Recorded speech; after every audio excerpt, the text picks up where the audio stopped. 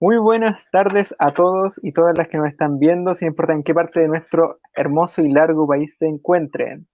Mi nombre es Claudio Torres, miembro de Epilepsia y Juventud, y un saludo a todos desde la ciudad de Santiago, que actualmente se encuentra con un muy lindo día y bueno, ya casi un desconfinamiento casi total. Aún así no hay que bajar los brazos, hay que mantener las distancias sociales, usar la mascarilla y todo lo demás relacionado con el protocolo sanitario. Queríamos darle un muy buen día a todos los que nos vienen a ver el día de hoy.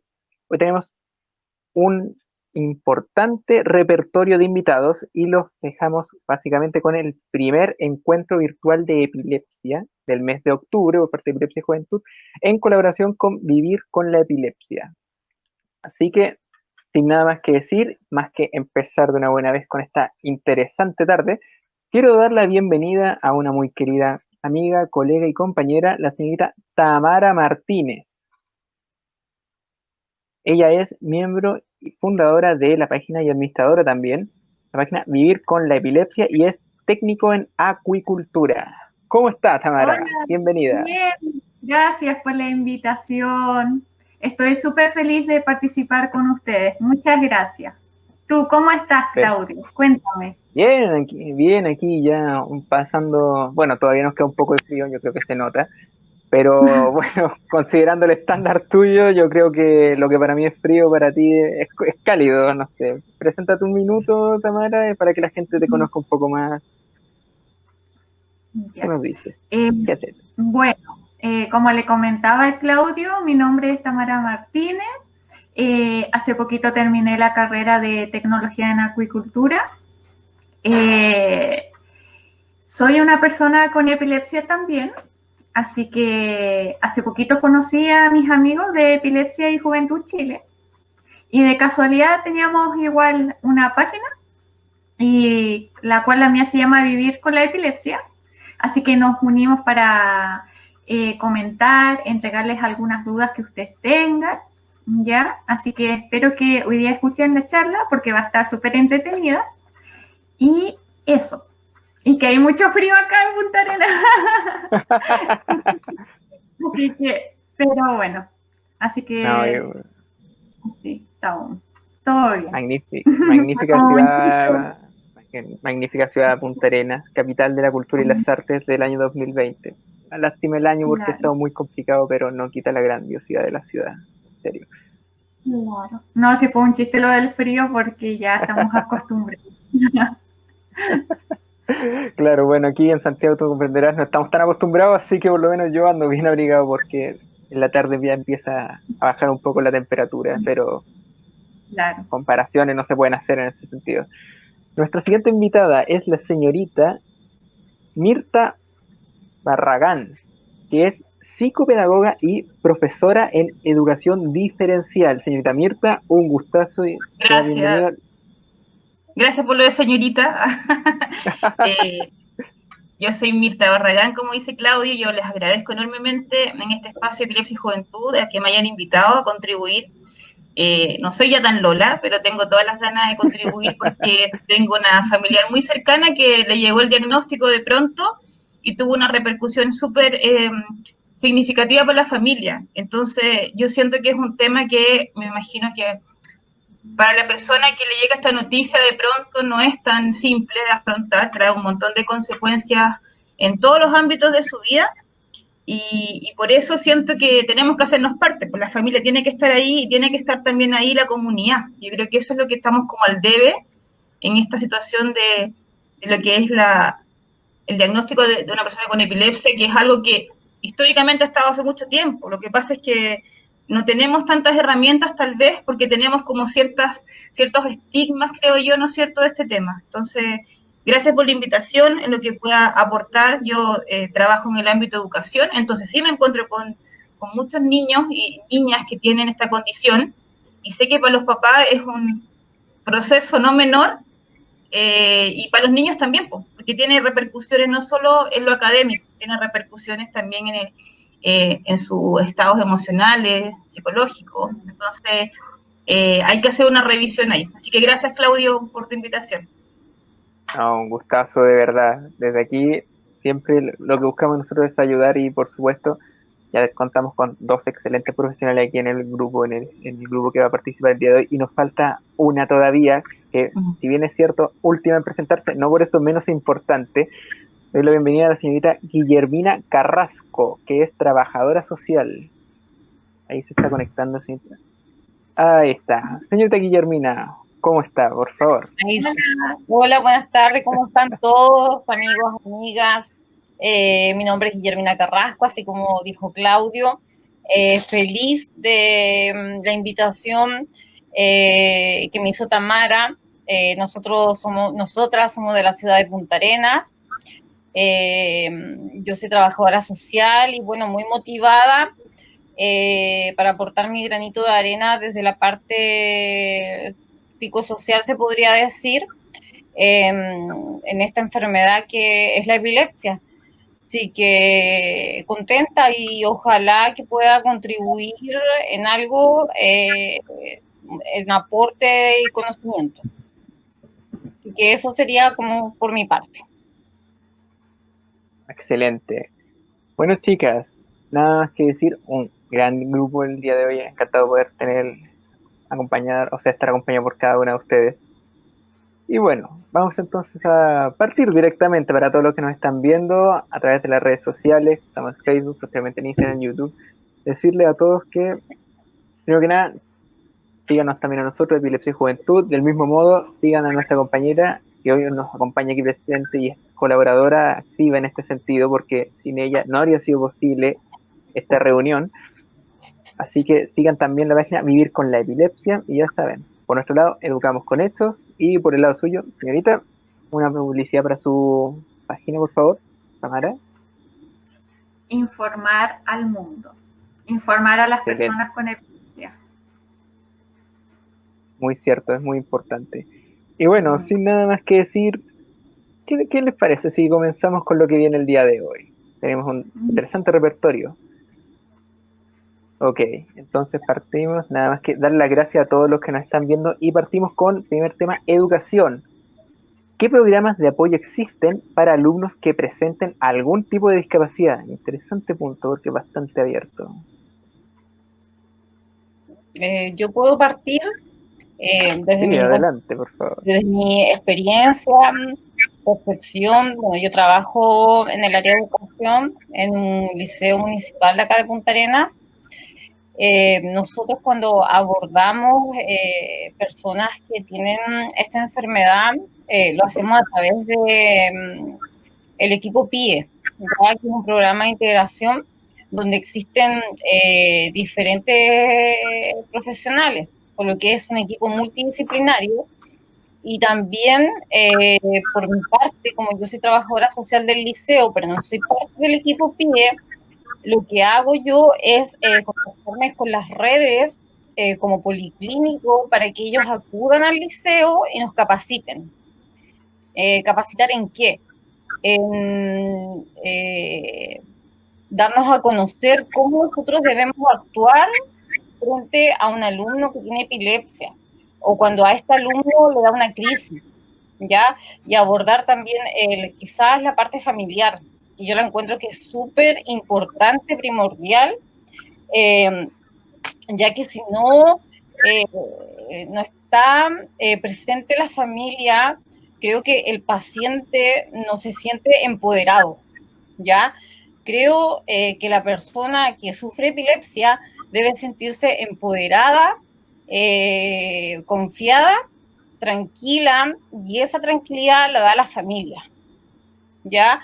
Por mi parte, eso puedo aportar. Interesante. Señorita Mirta, ¿tiene algo que agregar al respecto?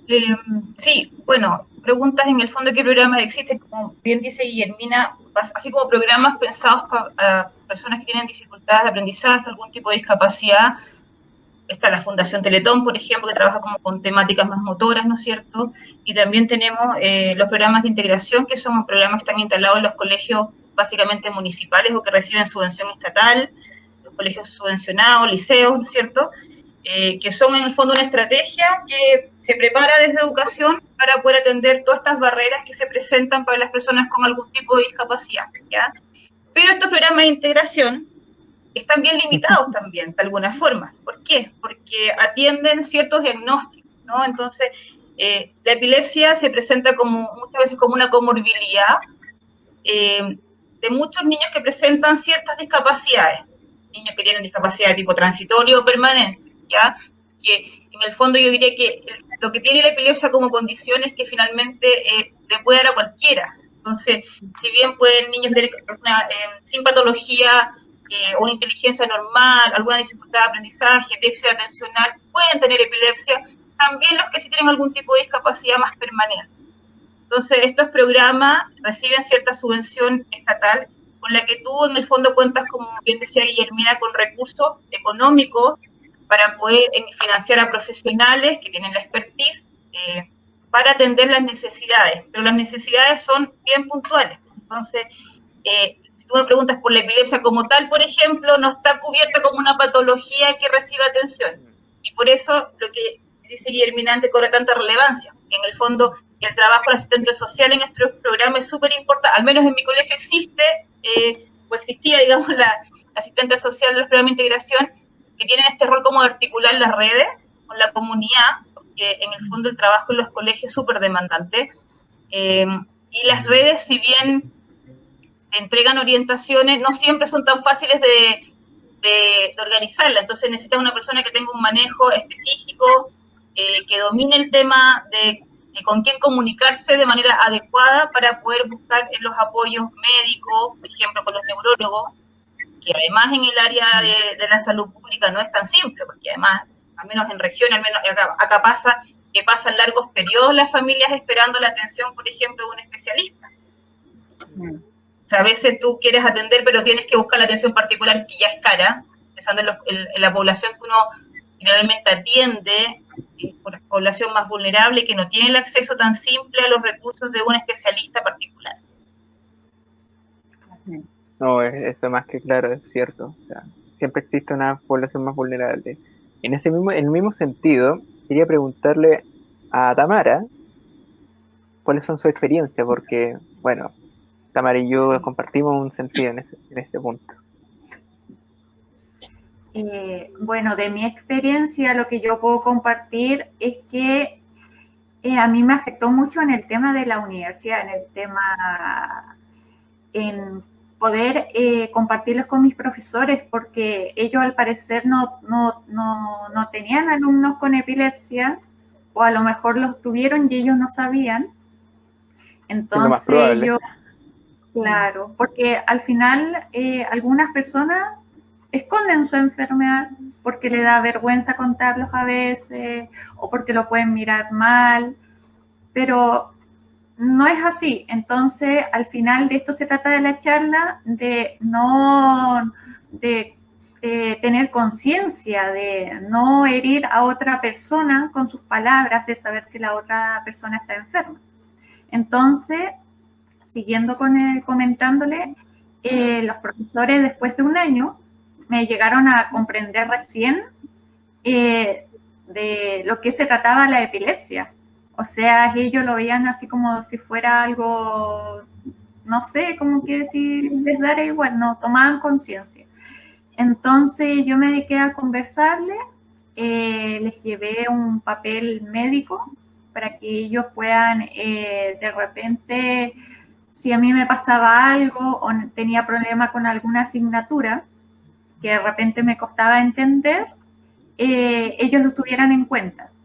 Pero la verdad fue difícil, porque te hace sentir mal emocionalmente que ellos no te entiendan, que en realidad que en vez de apoyarte, hacen lo contrario.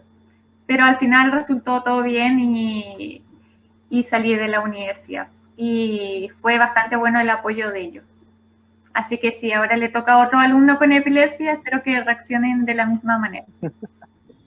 Eso o sea, es bien interesante plantearlo así, porque estadísticamente hablando, en todos los cursos tiene que haber al menos un alumno con epilepsia. O sea, sí, matemáticamente es un hecho. O sea, es imposible no toparse en una universidad o en un colegio con alguien que tenga, pero cierto, se esconde mucho. No sé, yo por lo menos me ha tocado ver el caso de el joven entrando en crisis y aún así negando el hecho de tener epilepsia. Entonces, pasa mucho, es verdad. Sí, igual yo creo que se esconde a la sociedad y entre los mismos familiares muchas veces por lo mismo, por el miedo de cómo manejar el tema, o al mismo niño desde la edad preescolar básica, cómo decirle de que tiene esta enfermedad. Entonces, yo creo también de que es súper importante que el médico o el equipo de profesionales hable con los papás y puedan abordar de cómo hacerle saber al niño que padece esta enfermedad, porque también hay que pensar de que este niño, tomándolo en un escenario de que esté en la edad preescolar básica, después pasa a la adolescencia. Entonces, esa etapa aún es más complicada. Entonces, como repito y recalco, es súper importante de que se difunda esto, de que se converse de qué se trata la enfermedad, porque existen muchos mitos y estigmatización de las personas que padecen esta enfermedad. Exactamente. Yo creo además que los profesores tenemos ahí que hacer como, o sea, cuando uno asume como unidad educativa, algún alumno tiene que asumirlo con todo lo que implica su proceso educativo. Y ese proceso educativo no está exento de problemas en el camino, porque todos alguna vez en nuestra historia educativa hemos tenido alguna necesidad de apoyo, ¿cierto? Entonces, cuando yo los escucho hablar, me doy cuenta que en el fondo las barreras siguen siendo externas. O sea, que tú tengas una enfermedad como la epilepsia, por ejemplo, que es algo que te va a acompañar probablemente toda tu vida, no significa que tengas impedimentos para ser funcional. De hecho, yo conozco profesionales, mi dentista tiene epilepsia y es un excelente dentista. A lo que me refiero es que en el fondo tú puedes desarrollarte perfectamente, pero ¿qué pasa? Que en el entorno en el que te ponen estas barreras, y hay harto ahí como de ignorancia, siento yo, ¿no? Y lo quiero decir como en buena forma, no como algo peyorativo, pero hay como una especie de quedarnos con estas, es cómodo poner rótulos, ¿no es cierto? Y decir, no, es que tiene epilepsia, y además que está esta cosa de que uno tiene como la imagen de que la persona con epilepsia siempre convulsiona y siempre que se desmaya, y entonces hay también un desconocimiento de los distintos tipos. Yo, por ejemplo, en mi experiencia laboral me he encontrado con más chiquititos que tienen crisis de ausencia, por ejemplo. Entonces, en algún momento lo conversaba con otra persona, este chiquito en primero básico no aprendía a leer, siendo muy inteligente socialmente, yo decía, ¿por qué no aprende a leer? Repitió, bueno. Finalmente, yo me daba cuenta que en las clases, lo pongo como ejemplo para que quede más claro, él quedaba por unos segundos inmovilizado, mirando el pizarrón, y cuando yo lo empecé a observar, me daba cuenta que tenía un movimiento en los ojos, entonces eso más empezó a dar sospecha a mí de que algo más estaba pasando. Obviamente lo hablé con su mamá y nos dimos cuenta que había una epilepsia ahí de base importante, una epilepsia de ausencia, pero él cada vez que volvía de esta crisis, el niño, ¿qué le pasaba? Volvía muy agresivo, se enojaba con los compañeros, pero se enojaba yo creo porque claro, estaba conectado y de repente se olvidaba de todo en su clase y finalmente para él era súper incierto qué estaba pasando, por qué me están preguntando esto. Bueno, el tema es que ese ejemplo grafica cómo es tan importante que los que estamos a cargo del tema de educar nos demos cuenta y nos vayamos formando. Porque probablemente si yo u otra persona no se da cuenta de las conductas observables de este niño pasa por el sistema escolar como un niño lleno de fracasos, ¿te fijas? Y tiene una atención acorde a sus necesidades. Y él estaba en primero básico, ya probablemente está en enseñanza media. A lo que voy yo es que en el fondo tenemos que estar alerta nosotros. Cuando asumimos un niño, da lo mismo la dificultad que tenga, el colegio se tiene que hacer cargo, porque lamentablemente hay lugares, y me ha tocado lamentablemente vivenciarlo también, donde llegan niños con dificultades de aprendizaje y a veces los mismos sostenedores de los establecimientos dicen, bueno, pero no tenemos el recurso para atender a ese niñito, necesita fonoaudióloga, no tenemos la fonoaudióloga. Y se insta para que la mamá busque otra alternativa. Oye, pero si tú ya la cogiste, tienes que acogerlo con todas sus necesidades. Entonces, yo creo que hay una responsabilidad también de quienes están a cargo de las unidades educativas, de propiciar el tema de la inclusión en todos sentidos. Yo creo que uno no puede excluir a los niños de ninguna forma. Tenemos que buscar ahí, ese es el rol del educador, buscar las alternativas para que ese niño tenga la posibilidad de aprender, y nosotros, que eso es una cuestión que está incluso en la ley actualmente, diversificar la enseñanza, tener la capacidad de diversificar la enseñanza. ¿Qué quiere decir? Una sala de clase, todos los niños tienen que aprender, no solamente los aventajados, porque a un profesor el aventajado, claro, siempre contesta todo y es brillante, pero hay niños que van quedando un poquito más rezagados por distintos motivos. No los puedes ignorar en ese camino. Ese es el desafío que tenemos que tener todos los que estamos formando. Exactamente, sí, muy de acuerdo también. Es verdad lo que dijo la señora Mirta. Es cierto, o sea, es verdad, la ignorancia en Chile en materia de epilepsia es brutal. El punto al que uno tome de la sociedad, hay un desconocimiento tremendo, y es cierto, la ignorancia al final se vuelve también un tipo de violencia y termina por transformarse básicamente una condición que es médica en una condición estigmatizada, más que otra cosa. Formas de resolver el problema, ¿cuál podrían ser más o menos? No sé, señorita Mirta, ¿qué opina?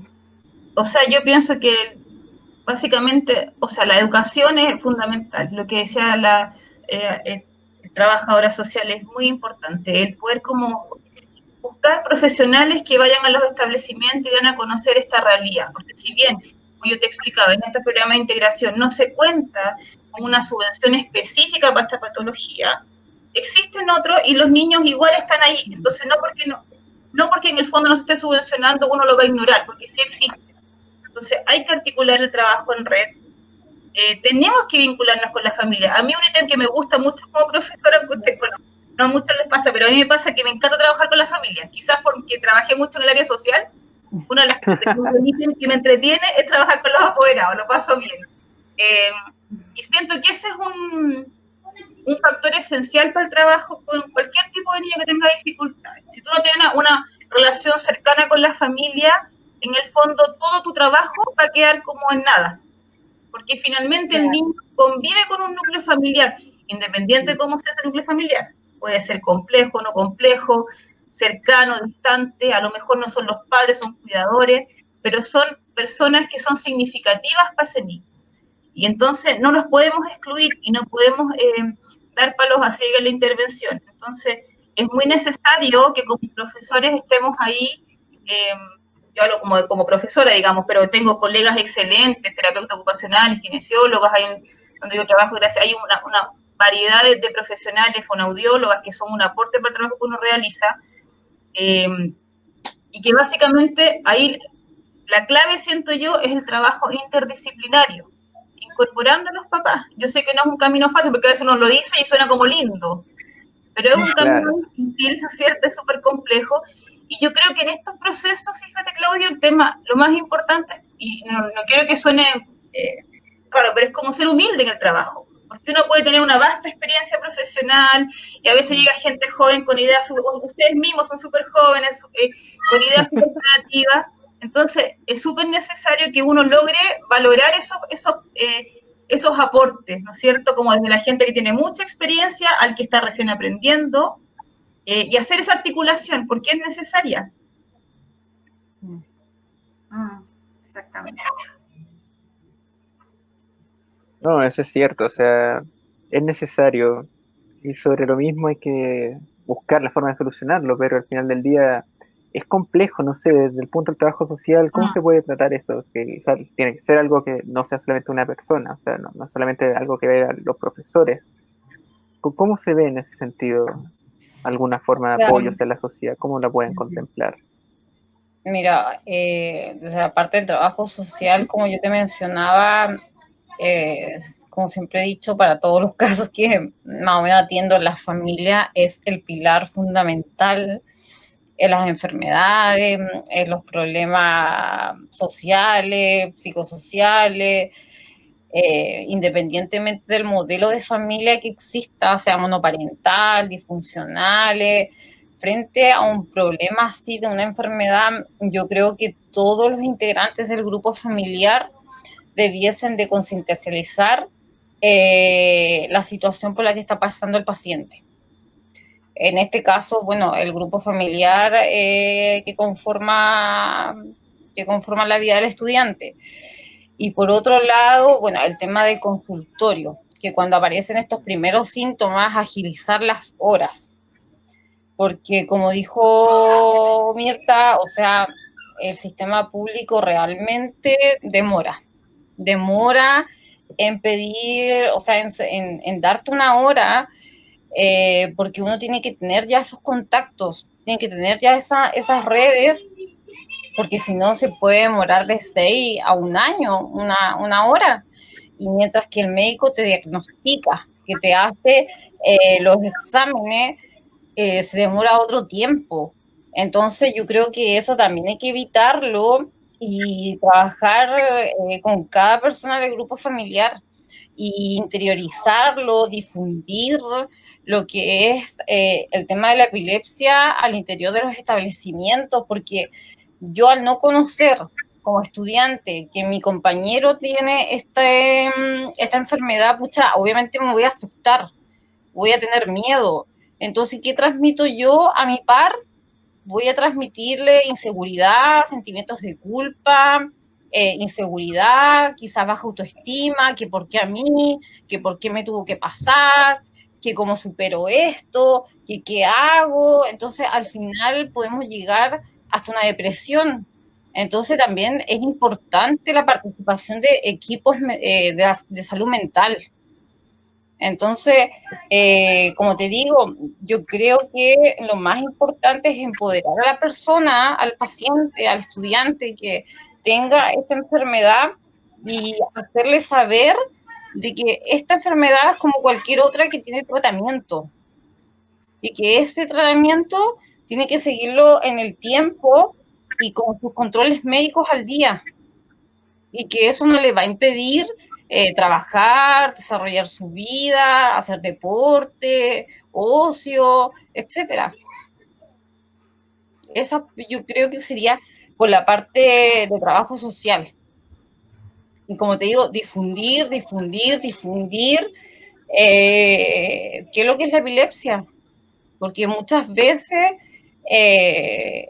uno por desconocimiento no sabe cómo actuar y también desconoce quiénes son los estudiantes que la padecen. Ujú. Porque yo hace, bueno, años que trabajo en el sistema, pero el primer caso que a mí me tocó trabajar fue con el de la Tamara. Porque la Tamara era mi establecimiento y fue el primer caso Ujú. que yo conocí y empezamos a trabajar y empezamos a pedir las charlas, empezamos a trabajar con el policlínico y así yo me enteré de que había un estudiante con epilepsia. Entonces, así yo conocí a la Tamara trabajando con ella. Entonces nos hicimos súper amigas, así yo conocí la enfermedad y me fui interiorizando. Entonces yo creo que todo esto es una red, la sociedad y pucha, igual quizás no solamente la familia, sino esto un conjunto en todo. Así que, Así como dice la Guille, no sabía a quién más acercarme en el liceo, ¿ya? Y se me ocurrió ir a donde el asistente social y conocí a la Guillermina Carrasco. Entonces yo le empecé a explicar de cómo me sentía, si me podía derivar a algún lado. Y ella me ayudó más en la parte social. Y también un poco de lo emocional, porque me sentía triste en esos tiempos porque recién se me había recibido la noticia de que tenía epilepsia y fui a conversar con ella. Y de ahí yo le comenté que era un poco la epilepsia, ella me dijo que tenía que estar tranquila, ¿ya? Y ahí empezamos a buscar como más cursos, como dice la Guille, a informarnos más. Así que ella fue un pilar fundamental en mi vida para comenzar la epilepsia. Así que yo aquí en estos momentos, Guille, te agradezco mucho, ¿ya? Como tu alumna también que fui. Y después el proceso fue la universidad. Entiéndanme ahí. Pero Bueno, lo bueno es que se pudo, pero con la experiencia que viví en la universidad con respecto al liceo, la universidad no está preparada para las personas con discapacidad o epilepsia. Porque imagínense que yo tengo epilepsia y le costó comprenderme los profesores, imagínense a una persona con discapacidad. Y en el liceo fue lo contrario, o sea, me apoyaron más, éramos como una familia. Le entregaban más cariños a sus alumnos. No sé si depende de las instituciones, no sé. Eso podría contar como experiencia. O sea, claro, es un hecho que va a ser, siempre es distinto el paso del liceo a la universidad, o sea, yo no fue hace tanto tiempo, en realidad sí, ya tampoco soy tan joven en realidad, pero claro, igual se nota el cambio cuando uno pasa del liceo a la universidad, o la media, o sea, de la básica a la media, uno va notando esos cambios. Y con respecto a eso, al mismo punto que Tamara estaba tocando, claro, si están o no realmente capacitadas las instituciones de educación en todos sus ámbitos, o sea, básica, media, profesional o técnico profesional, para recibir personas con algún tipo de discapacidad, sobre todo con epilepsia. O sea, desde ese punto, señorita Mirta, ¿qué nos podría decir respecto, tomando de base lo dicho por Tamara? Sí, no, yo creo que, a ver, la experiencia que dice Tamara no está tan alejada de lo que pasa cotidianamente. Me imagino que el ser superior es mucho más violento porque es como el paso a la adultez, ¿no es cierto? Donde ya uno es más autónomo, ya no depende de los papás, hay muchos que trabajan para costearse sus estudios, entonces es otra etapa evolutiva distinta. Yo siento que están preparados, o sea, estamos más preparados que antes porque la existencia de profesionales de distintas áreas, no solo de docentes, permite que uno en el fondo como que abra este espectro y diga, hay otra cosa más que el tema del aprendizaje, existen otras patologías. Y por eso yo como que insisto tanto en esto del trabajo en equipo y los trabajos de equipos multiprofesionales, interdisciplinarios, es esencial, porque desde ahí tú puedes darte cuenta de que existen muchas situaciones que no son cotidianas, que se hacen novedosas, ¿no es cierto? Y que veo la necesidad de empezar a involucrarme y a investigar de qué se trata cada una de ellas. Porque claro, la epilepsia es una de ellas, pero hay muchas otras también. Y a veces hay enfermedades de origen mucho más extraño, ¿no es cierto?, que no son tan comunes y también están en los colegios. Entonces, por eso el rol del profesor no es suficiente. Siempre se requiere la mano de un trabajador social. Los psicólogos son esenciales en este proceso, o sea, fundamentales, porque todos hemos coincidido, yo creo, lo que decía Guillermina hace un ratito, el tema emocional, cómo impacta no solo a la familia, porque para la familia también es un golpe. Yo imagino que se ponen los papás mucho más aprensivos, ¿no es cierto?, ante el diagnóstico de un hijo con epilepsia, por ejemplo, los temores que llegan. Entonces tú necesitas una ayuda porque no es suficiente y pedir ayuda no es malo. O sea, y tenemos que estar alerta a eso porque además en esta etapa de la adolescencia pasa mucho que hay un tema de cambios hormonales, endocrinólogos, un montón de cuestiones que son súper potentes, que nos pasan a todos, digamos, a mí me pasaron hace rato, pero les están pasando a muchos jóvenes.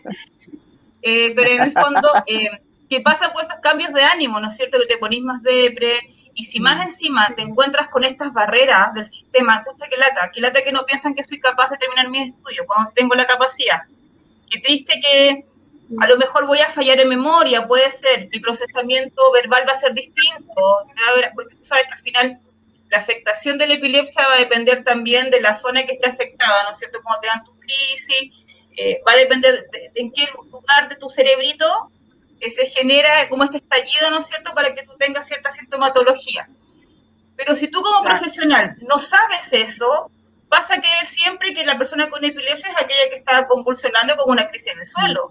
Y probablemente es una, pero pueden haber 5 más en ese lugar que tienen otro tipo de sintomatología, ¿te fijas? Entonces yo creo que, si bien hemos avanzado respecto a estamos con redes sociales todo el tiempo, estamos con acceso a internet constantemente, o sea, ya es un tema como de voluntariedad. Y bueno que exista gente como ustedes que están como dispuestos a mostrar esta realidad, porque en algunos casos es una afectación que tienen, ¿no es cierto? Ya lo han vivenciado, entonces te hace mucho más sentido. Pero también que hayan personas como, no sé, los que Tamara, en el fondo, esto que está haciendo de que se reinventa desde su diagnóstico y dice, chuta, voy a hacer algo que le aporta al resto, qué bacán. Lo mismo que hace Guillermina, que se encontró como emocionalmente con ella y generaron un vínculo y desde ahí ella ha hecho como visible esta realidad. Entonces, de alguna forma siento que si bien no estamos súper a caballo como creo que a nivel de América Latina no estamos tan a caballo en el tema, estamos avanzando. Cierto. No, eso, Sí. eso es muy real, eso es muy real. Y sobre la misma les quería preguntar, si ¿sabrían ustedes cómo decir, cómo influye la epilepsia en el aprendizaje como tal? O sea, independiente del nivel de estudio en el que estemos hablando, ¿cómo influye en ese sentido?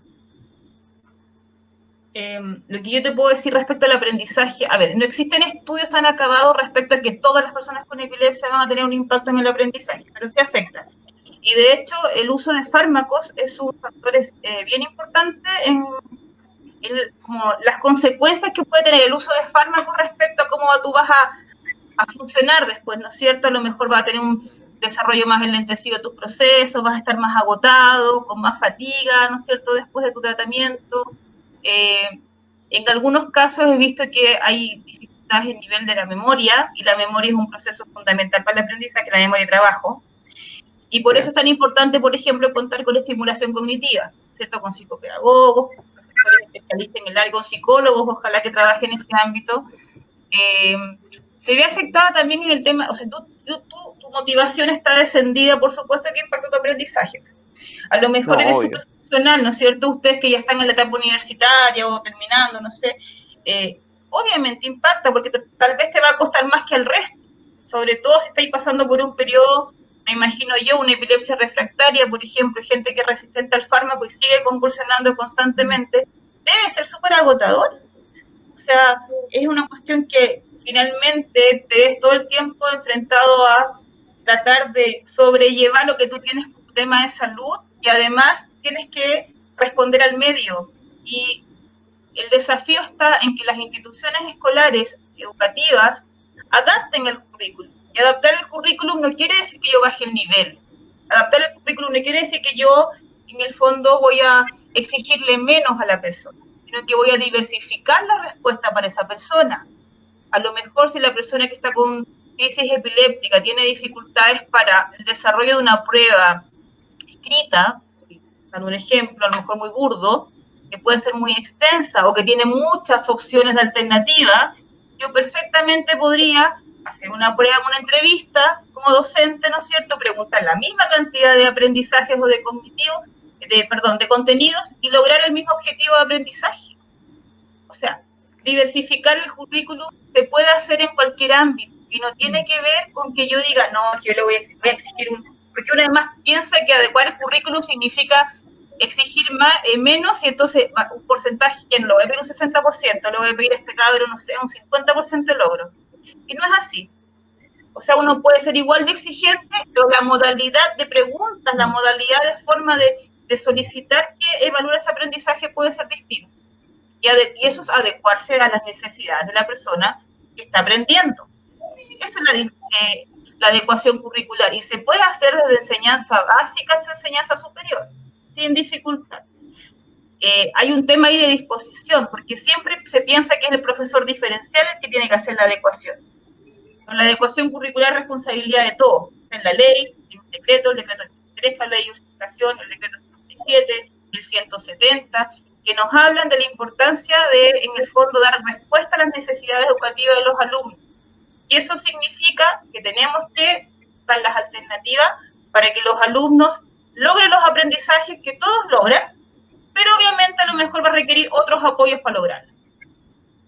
Interesante ese punto, porque es cierto que, o sea, los educadores también deben educarse, porque es parte de lo que hacen, o sea, necesitan primero tener conocimientos como tal, para poder recién impartir conocimiento del resto. Y sobre eso les tengo una pregunta a nuestras dos invitadas el día de hoy. Antes de pasar al siguiente tema, respóndeme, ¿sabe alguna de las dos, señorita Mirta y señorita Guillermina, distinguir entre tipos de crisis de epilepsia? O sea, yo sé que Tamara en ese sentido me entiende, pero... Yo la verdad que no. Yo sé que hay crisis Está bien. convulsivas y no convulsivas, ¿no es cierto? Y dentro de ellas también hay ciertas tipologías, ¿no es cierto? Las tónico-clónicas, que están las crisis de ausencia. Entonces, sí, hay mucha más variedad, pero no tengo tanta expertise como en el detalle mismo, pero sí que sé que hay una diversidad de formas de expresión de la epilepsia. No, está muy bien, sí, está muy bien, era solamente una pregunta vaga. Mato, son más de 46. Así que es bastante Gigante, muy complejo, así, diverso. mucho. En ese sentido, sé que Tamara, claro, Tamara lo sabe y me entiende porque, bueno, aparte de que compartimos en ese sentido, en esa condición, eh, lo vivimos, lo vemos, es parte de nuestra vida diaria en muchos sentidos. Pero las personas en sí no lo saben. Dime, por favor. Sí, ¿saben? Hablando así de este tema, y le quiero comentar una anécdota que tuve en la universidad. Por desgracia me dio en la universidad un día y el día anterior justo había llovido demasiado. Y yo me fui con un pantalón blanco ese día y me caí en el río. Y después cuando me desperté así como todo, así como descontrolada mi cabeza, el paramédico me quedó mirando así como, ¿qué te pasó? No, menos mal que después ya no lo voy a ver más. Pero bien, cara quedé, pero todo lleno de barro. Ay. Así que nunca No, más me fui con un pantalón blanco. Chao. Nunca más el blanco. Y yo me encima ando vestido de blanco. No me vaya a caer. No, estas cosas pasan. Señorita Guillermina, quiero que usted parte con el siguiente punto. ¿Qué es el PIE y qué ofrece? ¿Qué nos puede decir al respecto? Bueno, el PIE, como te he hecho mención, es el equipo de programa de integración escolar que está en todos los establecimientos educacionales municipales. Está conformado por profesionales de diferentes áreas, como el psicólogo, el kine, el fono, el psicopedagogo, técnicos, y ellos ¿qué ofrecen? Es apoyo a los estudiantes que tienen problemas de salud, bueno, como la epilepsia, autismo, Asperger. Ellos trabajan estas diferentes áreas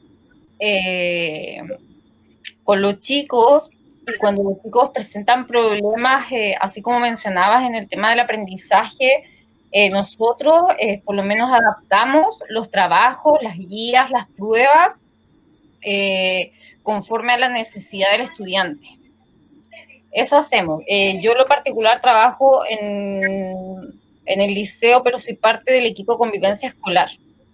Entonces, para nosotros es súper importante pesquisar estos problemas de salud para que a través de nosotros llegue esta información al PIE, que es donde ellos intervienen el caso, para no hacerse una doble intervención. Porque en este equipo de convivencia donde yo soy parte también hay una psicóloga, pero esta psicóloga atiende a otros estudiantes también del establecimiento, pero el PIE tiene otra psicóloga. Entonces, por eso nosotros es súper importante pesquisar cuando el chico tiene trastornos o enfermedades para que lo derivemos al PIE, ellos hagan el tema del diagnóstico, pidan los documentos a la familia y bueno, sea la psicóloga quien ahí intervenga. Pero como te digo, o sea, es súper importante que nosotros captemos estos casos y lo gestionemos a través del departamento de orientación y lo derivamos al PIE, donde está este equipo multidisciplinario de profesionales. Eso es el PIE.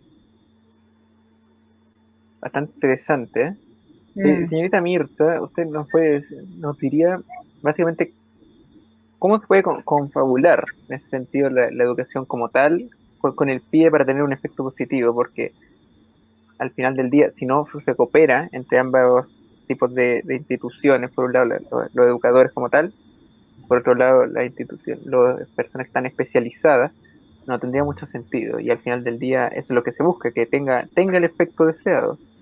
funciona realmente en esa forma? Yo siento que cada unidad educativa es un mundo, ¿ya? La idea es que, como dice Guillermina, el PIE es una estrategia del sistema educacional para, en el fondo, dar apoyo a todos estos niños que tienen necesidad educativa de tipo transitorio o permanente. Entiéndase así, transitoria, niños que tienen discapacidad, es el funcionamiento intelectual limítrofe, donde hay una inteligencia que está al límite de la normalidad y la discapacidad, ¿no es cierto? Los trastornos del lenguaje, ahí nos encontramos también con déficit atencional, dificultad específica del aprendizaje en lectura o matemática. Esas son las necesidades transitorias, como para aclararlo. Y las permanentes, donde ya nos encontramos con niños que tienen dificultades cognitivas más importantes, desde discapacidad intelectual leve, moderado, severo, ¿no es cierto? Trastorno espectro autista, como bien mencionaba Guillermina. También encontramos disfasia, que es una alteración de la comunicación, y discapacidad visual, auditiva o multidéficit, una mezcla de ambas, ¿ya? Entonces, abarca una gran cantidad de diagnósticos, pero son estos diagnósticos los que yo quiero aclarar, son los diagnósticos que se subvencionan por los programas de integración, solo estos, no otros. Si hay comorbilidades distintos, pero, y bien importante decirlo, no porque un niño tenga este diagnóstico va a ingresar a PIE. El niño va a ingresar a PIE, o la niña va a ingresar a PIE, este diagnóstico interfiere en la calidad de su aprendizaje. O sea, puede haber un niño con espectro autista, por ejemplo, que a lo mejor es funcional y no tiene mayores dificultades a nivel de rendimiento académico. Y ahí no entraría el PIE. No entraría al PIE pese a que tenga su diagnóstico, ¿me explico? O sea, si el diagnóstico puede existir, pero el niño es funcional y esto no afecta sus notas, su desempeño, el niño no tiene por qué ingresar al programa de integración. Ya, eso es como y por eso se conforman estos equipos de aula, y los equipos de aula están conformados por el profesor de aula común, ¿ya? El lenguaje o matemática, depende de la asignatura con la que uno trabaje, el educador diferencial, que es lo que yo hago habitualmente, y los especialistas, ¿ya? Entonces, como tú me preguntas si en el fondo tiene algún impacto, yo diría que depende de eso, depende de la articulación que uno realice, porque el PIE funciona, al menos la experiencia que yo conozco, es entrando a aula común con el profesor. En las clases de lenguaje y matemática, el profesor diferencial participa de la planificación y de la intervención en aula común. Está en la clase con el niño constantemente, ¿ya? Entonces, en el fondo, lo que hace el programa de integración es que acoge a estos niños, se hace una evaluación que tiene que ser consensuada con el apoderado, porque en el fondo tú le pides un consentimiento, tú no puedes llegar y evaluar a un niño porque si tú viste un niño, antes en el fondo uno veía un niño y decía, ok, tiene dificultades, pero lleva al aula de recursos y lo evaluó. Ahora no, tenés que hacer al apoderado, y si el apoderado te dice, no, es que yo no quiero que mi hijo tenga algún, ok, tú prescindes de eso y en el fondo sigues sin ese niño, digamos, pero le dan los apoyos dentro del aula común. Y en ese contexto también está la intervención que hacen los especialistas y que también va a depender del diagnóstico. Por ejemplo, para ser más específica, si hay una niña que tiene discapacidad intelectual leve, por ejemplo, esa niña va a tener que tener atención de la profesora diferencial en aula común, en un aula de recursos, que es una salita aparte, digamos, y además tiene apoyo de la psicóloga, porque tiene que hacer estimulación cognitiva, ¿ya? En el caso de una niña que tiene problemas del lenguaje, va a tener apoyo de una fonoaudióloga. Entonces va a depender de las características de ese diagnóstico y eso está normado en el decreto 170, que es el decreto que regula estos programas de integración escolar.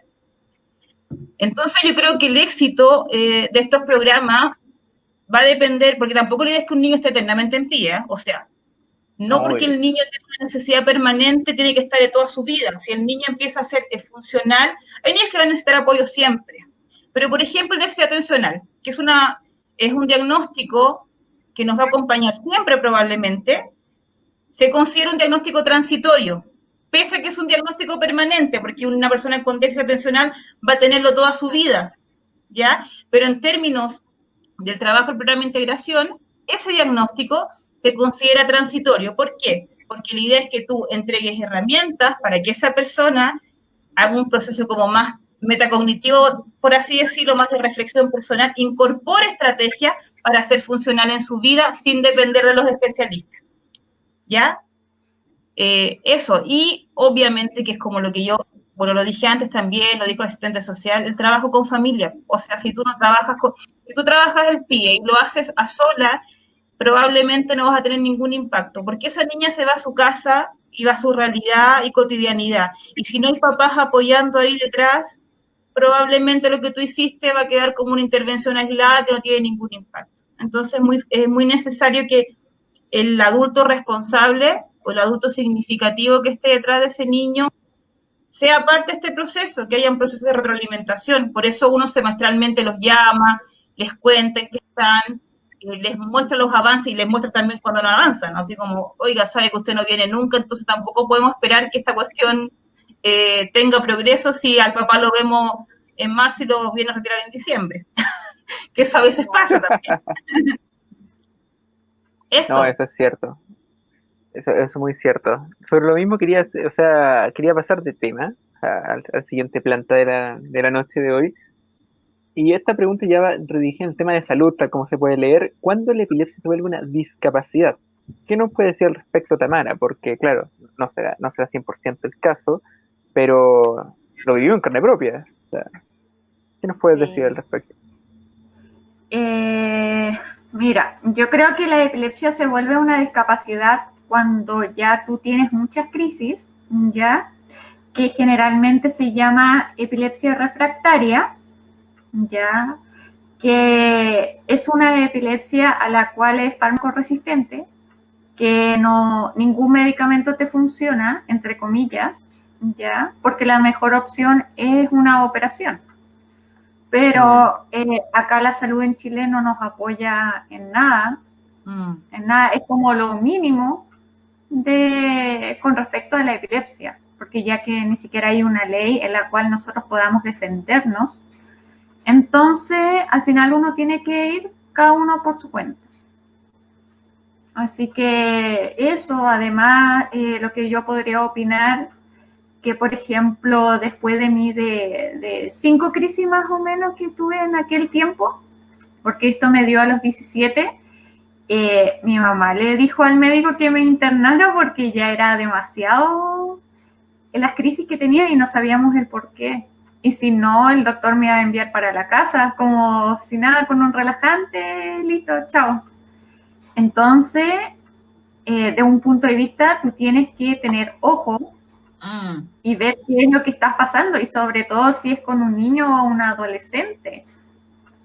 O sea, si después te pegas mal, no sé, o no sé, ellos juran por la vida de una persona, por ese estudio, para que se preocupen.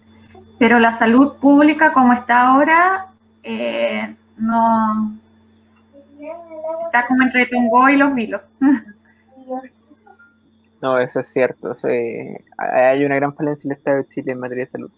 Bueno, también la falencia que tenemos a nivel de país con la falta de profesionales, no solo en epilepsia, o sea, muchas áreas de especialistas son muy necesarios y no llegan a todos lados. Y haciendo pocos, tampoco llegan a todo Chile, que es lo peor. Entonces, se vuelve muy complejo. Pero bueno, la verdad es que las cosas de todos modos se pueden ir solucionando a futuro, al menos eso se espera. Y sabemos que han aumentado la planta profesional hoy en día, pero aún existen los problemas en cuanto a las discapacidades y a los especialistas también. Entonces, ¿cuáles son los pasos a seguir cuando la epilepsia se vuelve una discapacidad? Y esta pregunta va en este caso para la señorita Guillermina Carrasco. Como trabajadora social, ¿qué nos podría decir? ¿Cuáles serían los pasos que hay que tomar en ese sentido?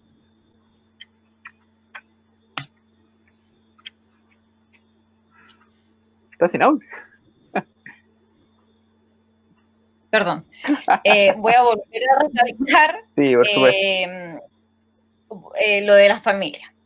Lo primordial es que la familia pesquise los primeros síntomas o sienta que el niño tiene algo, está sufriendo de alguna cosa.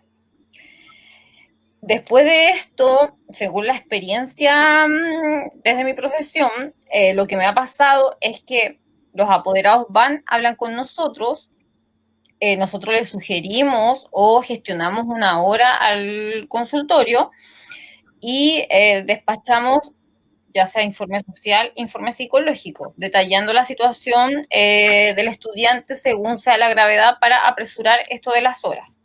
Y el médico es quien diagnostica la enfermedad. Después que el médico diagnostica esta enfermedad, lo tiene que hacer a través de un certificado médico, ¿ya? Y la familia con este certificado médico tiene que presentarse al COMPIN, ¿ya? Que es la comisión de salud donde te evalúan otros médicos, ¿ya? Esta comisión de salud dice si tú tienes discapacidad o no tienes discapacidad. Esta discapacidad puede ser psíquica, mental o física, ¿ya? Pero esos son como los pasos a seguir y también, pucha, va de 3 a 6 meses puede pasar de que el COMPIN te diga si tú tienes discapacidad o no, porque a ellos no les basta con el certificado médico que ya un médico te extendió, sino que la comisión te tiene que decir si tú cuentas o no cuentas con esos requisitos. Entonces ahí se produce ya otra dilatación, ahí también te atiende un asistente social, te dice si tú eres vulnerable o no, un psicólogo y más el médico que dice si tú calificas o no calificas con cierto porcentaje para que te den el carnet de discapacidad. Pero es eso, es ese la metodología o el método, el proceso para llegar a que te clasifiquen de que tú tienes una discapacidad. No, bastante largo, y después viene otra parte que es que ir a la CENADI y Claro.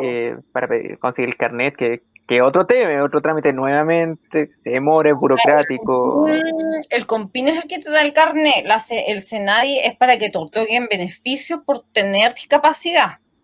Pero Claro. ahí también entran otras cosas como el registro social, de que tú tienes que cumplir con cierto porcentaje para ver si tu familia es vulnerable o no es vulnerable, para ver si ellos te ayudan, no sé, pongamos un ejemplo, prótesis, pero todo va a depender si tú eres vulnerable, porque si tú no eres vulnerable y superas el umbral o el corte del registro social, lamentablemente a ti no te ayudan.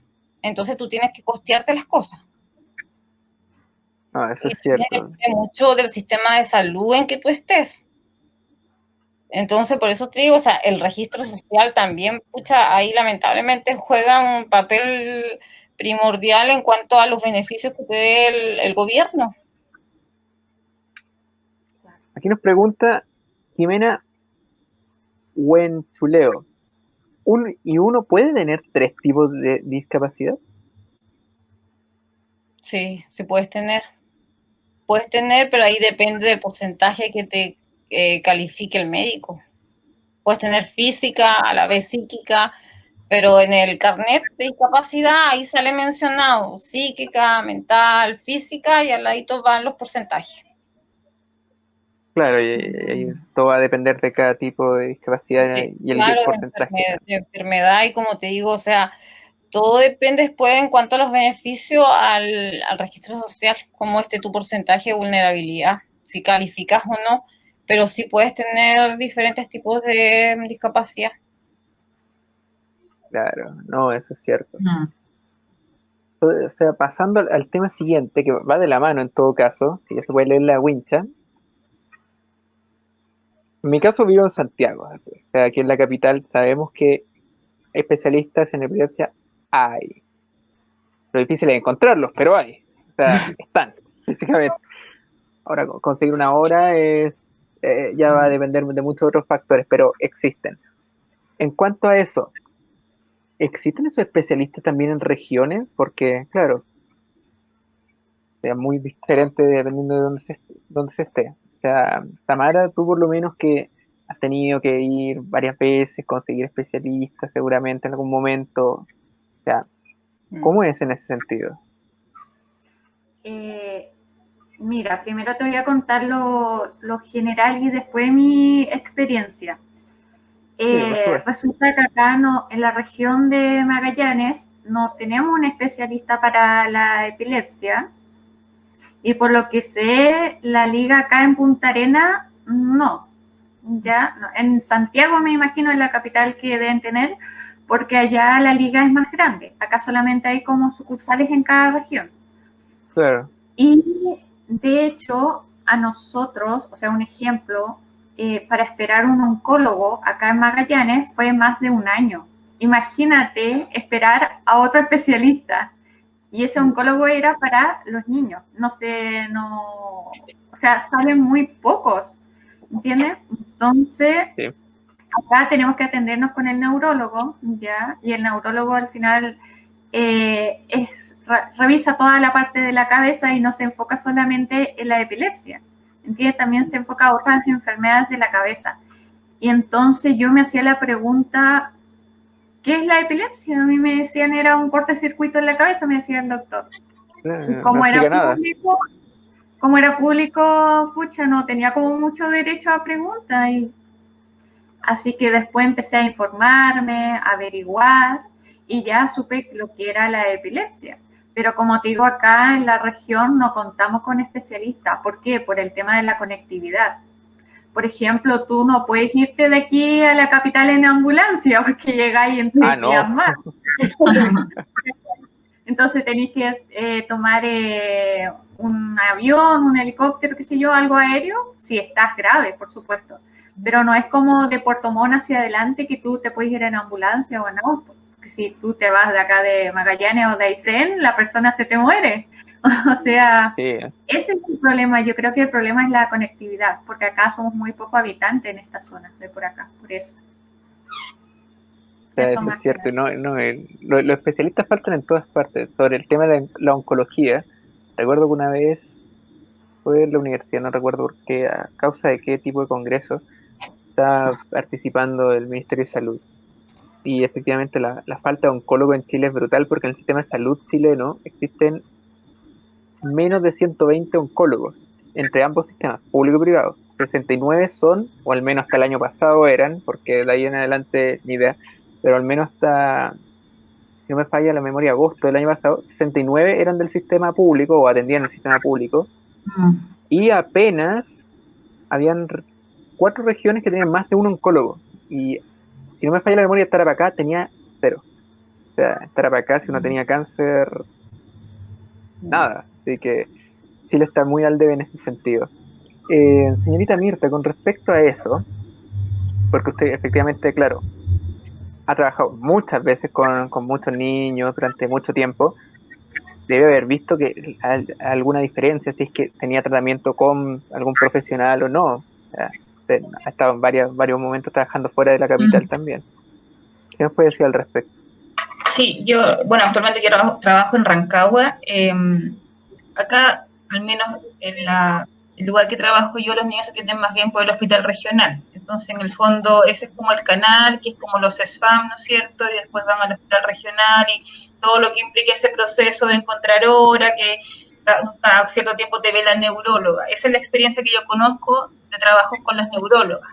Y es súper importante tener como especialistas, como tú dices, porque, por ejemplo, nos pasó con una chiquitita, no la atendía yo, una colega que trabajaba con una niña con una epilepsia refractaria, estaba en kinder, tenía muchas crisis en el colegio, en la casa, y los papás desconocían la importancia, por ejemplo, de que no podía durar más de 5 minutos una crisis. Y las crisis se le extendían 10 minutos a veces, y la mamá no tenía idea. Entonces te das cuenta que, y eso, ¿cómo lo logramos saber? Porque esta asertiva colega que tengo yo, en el fondo fue una entrevista con la neuróloga al hospital y le pidió que por favor orientara a la apoderada en esto, y ahí como un poco también como la psicoeducación, así como mira, no puedes esperar que tu hija siga teniendo estas crisis todo el tiempo y normalizarlo, porque como ya para ellos había hecho cotidiano, es como papá ver esto, pero no es normal. Y en el fondo el sentido común te dice que no podía esperar más de 5 minutos. Esto pasaba frecuentemente y la mamá podía esperar ahí mucho rato, pero no había una mala intención desde la madre, sino que la madre también desde su quizás desconocimiento asumió que era parte de su diagnóstico que tuviese estas crisis y listo nomás. Claro. Pero claro, en el fondo los tiempos de atención son tan lentos que a veces puede pasar mucho rato en que te atienda el especialista. Yo desconozco, para ser honesta, si acá existen especialistas en epilepsia. Sé que se atienden, los que yo conozco son los neurólogos que en la región, porque además está Santiago muy cerca. Entonces estamos a 45 minutos de Santiago. Entonces, rigor, la gente cuando tiene necesidades más específicas acude a la capital. Claro, ven a la capital. Sí. Y no sé si es tan buena idea, porque en Santiago, por lo menos yo viviendo en Santiago, no es llegar y encontrar una hora con un especialista tampoco. Me imagino, claro, sí. Sí, yo creo que esto es una cuestión, una debilidad país. O sea, a Tamara se le suma la distancia eterna, que además implica el traslado, que es carísimo, pero en el fondo la realidad país es esa, que no tenemos no es eficiente el sistema de salud. Sí, hay que ser realista en esto. No es como un tema de politizar nada, ni con una cuestión partidista. O sea, finalmente esto es así. Y para todas las personas que tienen patologías importantes, crónicas, no es menor. Por lo que tú mencionabas, por ejemplo, el cáncer es una patología carísima, no todos los cánceres están cubiertos, muchos, y finalmente la gente queda en la bancarrota tratando de cubrir esas patologías. Y me imagino que la epilepsia también, o sea, los medicamentos son carísimos. Bueno, ahí Tamara me puede secundar en eso, porque de que son caros, son caros. Sí, porque resulta que yo no sabía todavía el tema del auge cuando me detectaron la epilepsia, ¿ya? Y estaba pagando, más o menos, empecé como con 30,000 pesos, ¿ya? Porque a medida que te van subiendo las dosis, obviamente... Aumentando el precio también. Claro, cuesta un poquito más. Y entonces ya iba más o menos como en los 80. Y mi mamá conversó con el doctor y ahí le dijo que existía el tema del auge y que la epilepsia estaba dentro del auge, pero cierto tipo de epilepsia. Exacto, cierto tipo. Y ahí queda la refractaria. Y eso es como una discriminación, pero enorme. Claro. O sea, todos somos chilenos, todos merecemos una salud como corresponde. O sea, uno también... No sé, o sea, somos humanos. Así mira, que... En ese sentido, desde mi punto de vista, te puedo contar que cuando yo me enteré también, pensé lo mismo, una discriminación. Me di la lata de interiorizarme en el tema y busqué la historia de la ley, porque efectivamente es un decreto. O sea, en toda la legislación chilena, 3 veces se menciona la palabra epilepsia, nada más. Y las 3 son por decreto, ninguna es por ley. O sea, de partida no tenemos ley. O sea, partimos mal. Segundo, solamente se le dio los medicamentos a la refractaria, a la epilepsia con crisis refractaria, precisamente porque los diputados que estaban en el punto no tenían ni idea que existían más. O sea, ya, ni siquiera discriminación, simplemente falta de conocimiento. O sea, para discriminar tienes que saber qué discrimina. Esto simplemente no se sabía, así mal, no llega ni a eso. Está igual que un periodista que una vez publicó en TVN y hablaba de un ataque de epilepsia. Yo no sé cómo, no sé la información que ellos tienen o llegan y publican las noticias así, tal como les llega, no sé. Ahí yo quiero hacer una acotación igual del tema de la discriminación acá, bueno, no solamente acá en Punta Arenas, esto a nivel nacional, de que tú, por ejemplo, si tienes alguna patología, trastorno, enfermedad, por ejemplo, si yo soy una persona de Fuerzas Armadas, yo no tengo acceso a estar en el auge. No. Por el solo hecho de ser Fuerzas Armadas. Entonces, ahí igual hay una falencia del sistema de salud y como experiencia propia, antes yo estaba igual compartiendo una experiencia y yo soy ISAPRE. Y mi hijo es DIPRECA. Y yo estoy en el centro oncológico donde soy socia de José Pérez Milla. Y mi hijo, yo le pago todos los meses, pero mi hijo, por ser DIPRECA, no puede acceder a ese centro oncológico. Sí. Por el solo hecho de que él es DIPRECA, él es Fuerzas Armadas, siendo que yo igual pago su cuota en el mes. Él, si llegase a tener, ni Dios quiera, a él no lo atienden ahí porque a él le corresponde a hospital institucional. Pero yo igual, de todas formas, mes a mes los pago igual, porque ese va a un fondo para los niños que, bueno, son FONASA y son ISAPRE y le corresponde. Pero yo voy a la acción, o sea, si mi hijo, si le pasara algo, le coartan el derecho a ser atendido ahí. Entonces lo encuentro como súper injusto, porque al final todos pagamos un sistema de salud, y por ser un determinado sistema de salud, o sea, tú no puedes entrar al auge, no puedes entrar a estos centros. Entonces, pucha, es realmente lamentable. Y eso tampoco lo legislan, siendo que, bueno, que nuestra Constitución dice que nos van a garantizar el derecho a la salud. El derecho a la salud, claro. Claro, lo cual es un garante de que el Estado debiese garantizar eso, pero en la práctica no pasa, lamentablemente. Sí, no, en ese sentido, es medio controversial hoy en día, pero, o sea, no es que lo tuviera preparado. Tengo aquí una biblioteca entera de libros porque yo estudio Derecho, entonces parte de lo que tengo que tener todos los días.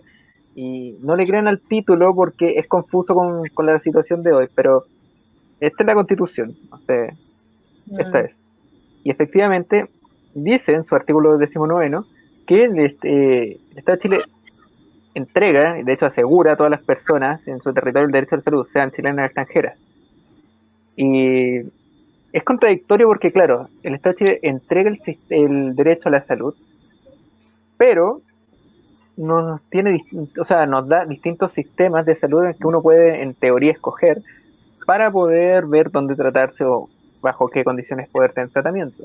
En el caso de las personas con DIPRECA, yo soy estudiante de Derecho, no soy parte de la Fuerza Armada, pero sí pasé por la Fuerza Armada durante un tiempo, realizando mi servicio militar y poco más. Y claro, no había derecho ni siquiera a romperse un pie en la casa cuando estábamos de Franco porque no podía ir al consultorio, partimos mal. No. Y claro, yo tenía la facilidad que no me tocó fuera de la capital, pero y si hubiera estado, por ejemplo, no sé, en Magallanes, que muchas personas les toca el servicio, de hecho, en el sur como zona de frontera, o en las regiones del norte, y si me fracturo en el fin de semana, y si me resfrío el fin de semana, y si me da un ataque, no sé, a la vesícula, ¿dónde me atiendo? Porque el hospital militar está en Santiago, pero estoy afuera, partimos mal. Así que, no, existe esa discriminación, que también es en parte porque Chile tiene una capacidad legalista bastante extraña de creer que segregando cosas, haciendo distintos escalones y instituciones para todo, va a funcionar mejor, y a veces no es así. Funciona en la teoría, pero en la práctica es poco viable. Es diferente. En materia de educación sobre la misma, va muy de la mano con salud, también él muestra la diferencia entre la capital y las demás regiones. Y aún incluso entre la misma región, entre la capital regional y las demás provincias de la región. Y al final va de la mano, uno, para aprender a usar bien los sistemas de salud, porque la gente no siempre los sabe usar. De hecho, es muy normal que las personas con epilepsia no las sepan usar. Y de hecho, los doctores no lo saben usar en algunos casos. Y entonces los pacientes, ¿cómo pueden realizar el tratamiento que realmente necesitan? No sé. Señorita Mirta, ¿qué nos puede decir al respecto desde la visión suya? Porque usted ha tenido que trabajar tanto en capital como en regiones, con niños de capital y regiones. Entonces, ¿puede ver una diferencia en el sistema de salud y sus efectos también dentro de los mismos jóvenes? Mira, la experiencia que yo he tenido más bien ha sido siempre trabajar con población en tomas de terreno, población vulnerable. Actualmente trabajo en un colegio municipal, entonces hay una diversidad de personas.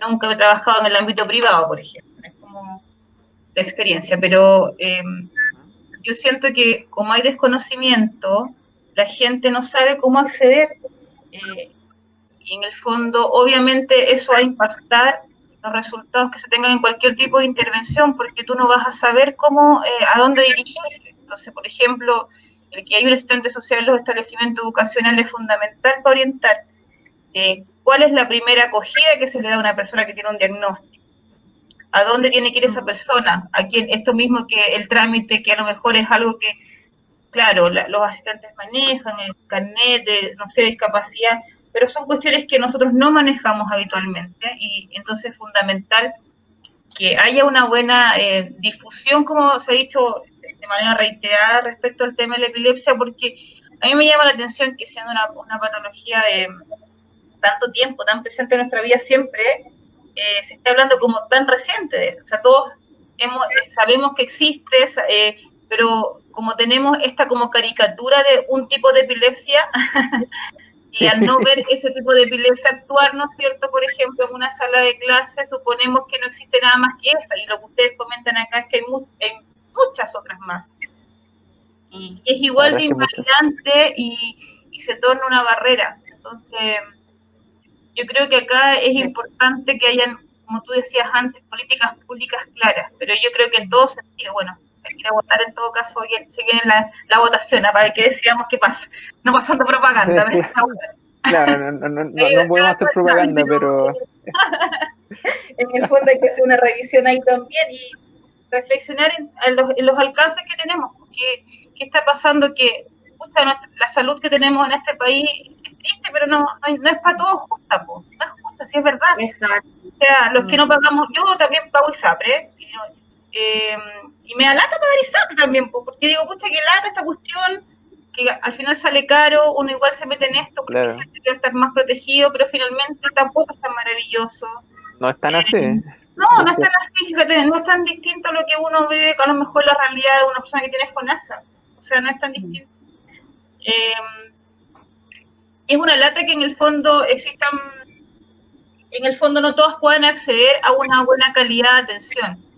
En el sistema educacional todos tienen que tener buena atención, pero también sabemos que Chile es un país tremendamente sectario y que la educación que se recibe en los colegios privados o en los colegios, al menos en Santiago se nota harto eso, en los colegios del sector es diferente, ¿no es cierto? Los chicos tienen un manejo, por ejemplo, de inglés distinto al que tiene un chico en un colegio municipal, independiente de las variables, ¿no es cierto?, sociales que están involucradas, del tema familiar, de la pobreza, del tema de los papás y el nivel de educación que alcanzaron. Pero qué triste, porque sabemos que ya hay desde la cuna existen disparidad. Y eso cuando uno llega a la universidad se nota, en los compañeros que uno tiene, ¿no es cierto?, en las experiencias que uno tiene para enfrentar su aprendizaje. Ahí uno empieza a darse cuenta de esta pluralidad que existe en nuestro país y de las herramientas escasas que tenemos. Estoy 100% de acuerdo con usted, señora Mirta. Muy, muy cierto lo que usted dijo. No, eso es verdad. Sí, no, de hecho, porque yo lo empecé a notar en la universidad. Sí, tienes razón, señora Mirta. Sí, y es fome porque tú de repente te das como, por ejemplo, yo estoy pensando en universidades como de más, privadas, por ejemplo, en Santiago hay universidades emblemáticas, la Universidad de Chile, la Católica, Diego Portal, Andrés Bello, que son como las universidades más clásicas, digamos, entre privadas y estatales, y uno ahí se da cuenta que ahí mismo, pese a que es un lugar muy pluralista, igual te encuentras con una cultura de la discriminación, y que es triste, que ojalá...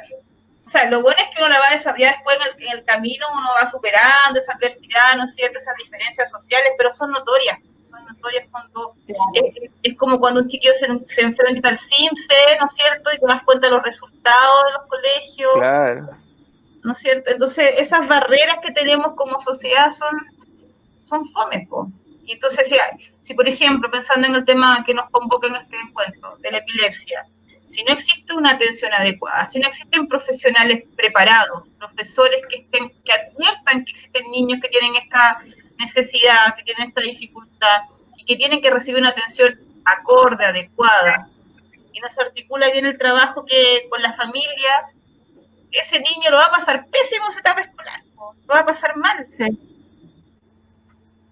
O sea, en ese sentido estoy 100% de acuerdo. Yo creo también que Guillermina, que todavía no opinó el tema, también lo estará. O sea, directamente te pregunto, ¿qué opina respecto al tema, señorita Guillermina? No, también de que existe mucha desigualdad, mucha injusticia social, de que hay muchos vacíos legales, mucha letra chica. Yo como anécdota personal voy a contar una experiencia que tuve muy cercana como fue con la de mi mamá, por el tema de un cáncer a una mama. Y mi mamá es Montepiada Fuerzas Armadas. Y lamentablemente acá en Punta Arenas no hay oncólogo en el hospital de las Fuerzas Armadas. ¿Qué tuvo que hacer mi mamá? Viajar a Santiago. ¿Ya? ¿Y qué Claro. implica todo eso? Un montón de plata. Porque mi mamá tuvo que pagar la estadía, nosotros no teníamos familia en Santiago, la comida, que mi mamá viajara con mi hermana. Entonces mucha gente cree que, pucha, que el sistema ejército, que el hospital de las Fuerzas Armadas es tremenda cosa, porque de verdad que la gente cuando yo la escucho y comenta, o sea, la gente es por ignorancia, por desconocimiento, porque no se informa, pero es de verdad que es súper injusto porque creen de que uno tiene una ISAPRE, un sistema distinto, que tú tienes acceso a tremendos profesionales y las cosas en la realidad, en la práctica no es así. O sea, como te digo, mi mamá tuvo que viajar, gastaba un montón de plata, no tenía beneficio a nada, el auge, nada, la ley Ricardo Soto, nada, o sea, cero. Y mi mamá tuvo que pagar la mitad de tratamiento porque ni siquiera tenía un registro social bajo por la pensión de mi papá. Entonces, son tantas variables. Lo mismo que este año estamos trabajando en el colegio con beneficios estudiantiles de los chicos para el tema de la gratuidad, las becas, y pasa lo mismo, que si tú superas el 60% del corte al registro social de hogares, tú no estudias. Y cuando los chicos tienen tremendas capacidades, o sea, tienen las ganas de estudiar, tienen las ganas de tener una profesión, de salir adelante, pero lamentablemente las mismas instituciones te coartan ese derecho. Entonces, ese instrumento del registro social yo lo encuentro totalmente injusto, porque lamentablemente te selecciona para que tú puedas acceder a beneficios. O si no, tú no tienes nada, ya sea enfermedad, estudio, salud. Entonces, pucha, es lamentable porque uno ve las ganas que tienen los chicos de avanzar, de seguir adelante, estudiar, y lamentablemente después no sales con gratuidad y no tienes las lucas para pagar una carrera universitaria. Entonces, ese registro social es tan cambiante en el tiempo y creo que porque, no sé, porque yo gano 500, 600 mil pesos, ya me encuentro en un 70% de vulnerabilidad y ya no puedo acceder a beneficios. Entonces, de verdad que es súper injusto y decepcionante. No, muchísimo. De verdad, muy decepcionante. Ya de por sí es complejo el tema de existir esas discriminaciones, son arbitrarias, por lo demás. Y aún más agravadas en el punto de ser ya en regiones tan extremas como es Magallanes y Antártida chilena, porque sabemos que Chile es un país, bueno, por su propia topografía, es muy, muy largo en distancia, sobre todo las regiones australes son más largas aún, se nota la distancia entre una y otra ciudades o provincias o capitales regionales. Y al final de todo, aún llegando a esos lugares, tampoco está profesional porque están en Santiago, y cuando uno viene a Santiago, tampoco están en Santiago, sino que están en sistemas divididos unos tras otros. Y en punto de eso, y pasando al tema de las conclusiones, no es por politiquería, ni por dar postura. Las elecciones vienen en ese sentido, ya veremos lo que sale, cada quien es libre de votar, pero es bueno saberlo porque les podría incluso salvar la vida en ese sentido. Así que les quería comentar, el artículo 19 de la Constitución actual, ya veremos si continúa o no, pero el 19 se divide en 26 distintos numerales. Este es el artículo más largo de la Constitución hoy en día. Y resulta que estos 26 numerales son nuestros derechos. La gente no lo sabe, pero ahí está el derecho, el número 9, de hecho, es el derecho a la protección de la salud. No es tan simple como la gente lo entiende, porque prescribe, el Estado protege el libre e igualitario acceso a las acciones de proporción, protección y recuperación de la salud y de rehabilitación del individuo. ¿Qué significa eso? En teoría, uno podría entender que entonces el Estado tiene que velar por la entrega de la salud. Y no es tan cierto, sino que dice que el Estado vela por asegurar que el individuo pueda tener salud, no que la tendrá. Hay que Hay un entender juego de que palabras ahí. hay un juego de palabras complicado en ese sentido. Es muy similar con el de educación, que casualmente es el siguiente que viene, que es el número 10, para que la gente lo sepa, el 10º derecho para las personas en Chile, es el derecho a la educación, el cual indica, y lo voy a leer textualmente aquí, la educación tiene por objetivo el pleno desarrollo de la persona en sus distintas etapas de la vida. No dice tantas cosas, y en materia, por ejemplo, de un joven que tiene algún problema, alguna comorbilidad, o su epilepsia es compleja, le genera alguna dificultad, ¿va a poder desarrollarse libremente?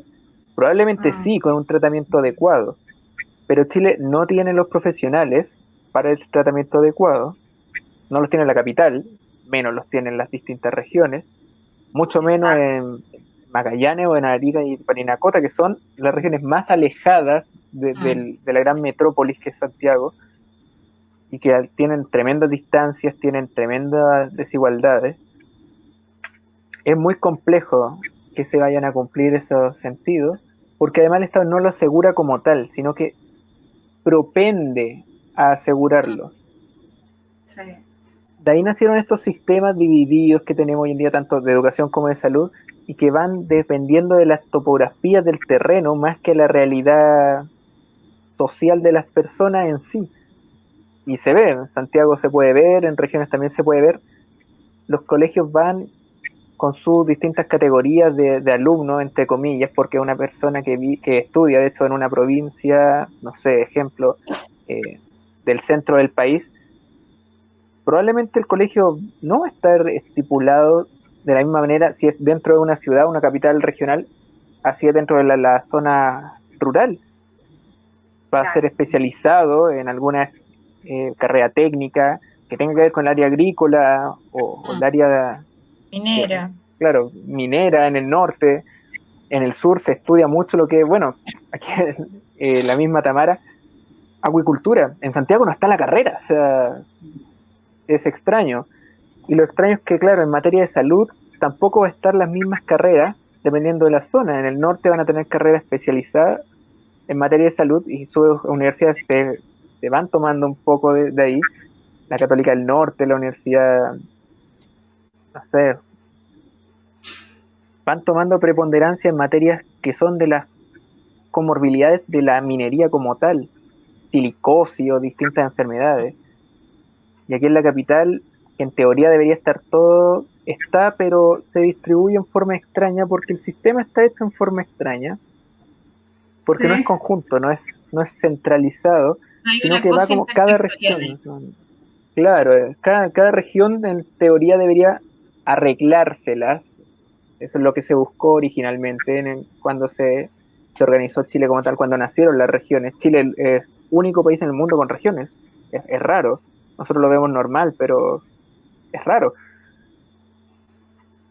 Es un sistema que está hecho para eso, para dar esa autonomía, y como es una cosa semiautónoma, cada gobierno regional va viendo los problemas macro que tiene y se olvidan de las minorías en todos los sentidos, ya sea educacionalmente las minorías nadie le importan en sentido administrativo de nuestro país, y en materia de salud tampoco.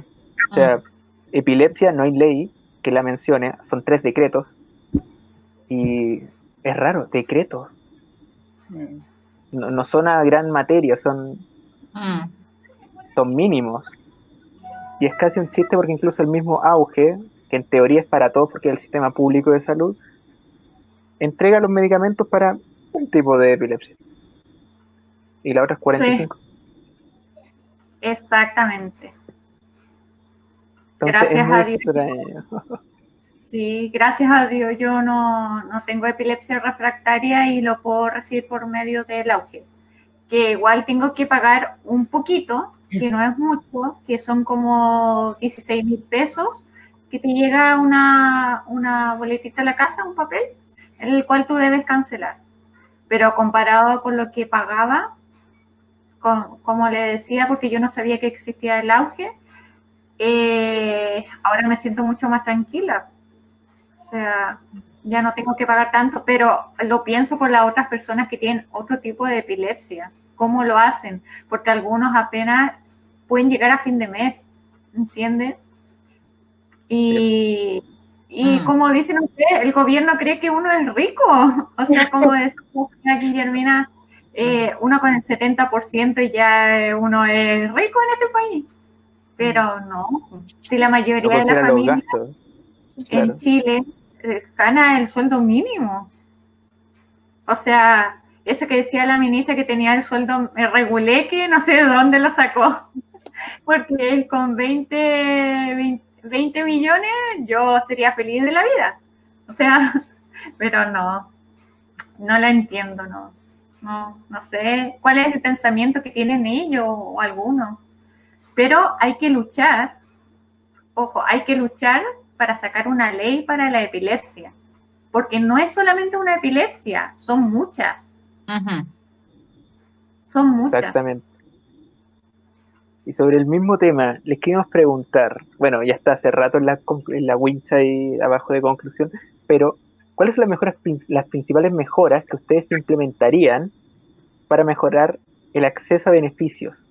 O sea, imaginemos que ya que está en boga porque la situación así lo amerita y se vieron las condiciones, imaginemos que por alguna razón, no sé, ustedes son diputadas, o mejor, ustedes son constitucionalistas, que aún no tienen nombre, puede que se llamen constidiputados, como en Europa, que es, así se llaman las personas redactando las constituciones. ¿Qué cambios le colocarían? Ya sea que fuera completa a partir de cero, o ya sea seguimos con la actual, pero hay que modificarla porque también está la opción. ¿Qué cambio implementarían ustedes para mejorar el acceso? Señorita Mirta, partamos por usted. Qué difícil la pregunta, porque ya primero tiene que cambiar la Constitución, según yo. Ya me declaré con mi voto. Pero aparte de eso, siento que es una pregunta súper compleja, porque uno tiene como hartas ideas a lo mejor, pero el llevarlas a cabo tiene que ver con las políticas públicas. Entonces, por mucho que uno tenga la voluntad de a lo mejor impactar desde su metro cuadrado, ¿no es cierto?, con estas cosas como voluntarias que uno hace, con el trabajo profesional en sus espacios y unidades, en este caso mi educativa, esto no tiene ningún impacto si no es a nivel macro. Yo siento que ahí hay que hincar el diente y seguir hinchando y seguir, como dice Tamara por ahí, luchando para que existan y se legisle este tema, porque realmente es agotador cuando te das cuenta que es un sistema que está en necesidad instalada hace mucho rato y no te escucha, ¿cierto? Y cuando yo escuchaba que ella decía, no sé, me gastaba 80.000 pesos en medicamentos, yo pienso esos 80.000 pesos en un sueldo de 250. O sea, ¿me entiendes? Que es como el promedio, no es menor. A lo mejor hay quienes tienen en otro estatus económico sueldos que les permiten, pero yo creo que ningún sueldo aguanta con ese nivel de gasto en medicamentos, porque a eso súmale, y estamos pensando en la patología de la epilepsia, pensemos en los adultos mayores, cuánto reciben de pensión, no sé. Estoy pensando en eso y digo, chuta, no hay bolsillo que aguante. ¿Qué mejora? Yo creo que, bueno, para mí la mejor tiene que ver como a nivel, ya, hay que hacer un cambio, claramente no está resultando así, yo tampoco quiero idealizar lo que se viene ni nada, ¿no es cierto?, pero la única forma es que hayan cambios profundos, porque hay cuestiones que se han perpetuado en este país y que no tienen impacto a nivel económico ni a nivel social.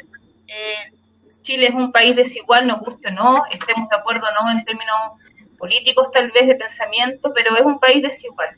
Y esa desigualdad se nota en estas cosas, se nota en la salud, como tú ves a la gente haciendo cola, es un país que no, en educación invierte lo justo y necesario, ¿cierto? Que tiene leyes que se cumplen a medias, que la gente tiene que estar protestando para que se puedan generar cambios, y eso es triste. Entonces yo creo que la mejora tiene que hacerse más de fondo, y eso es lo complejo. Claro. ¿Y qué mejoras colocaría en específico? Así, idealicé, Soñemos un rato, sí, soñar es gratis. ¿Qué mejora colocaría?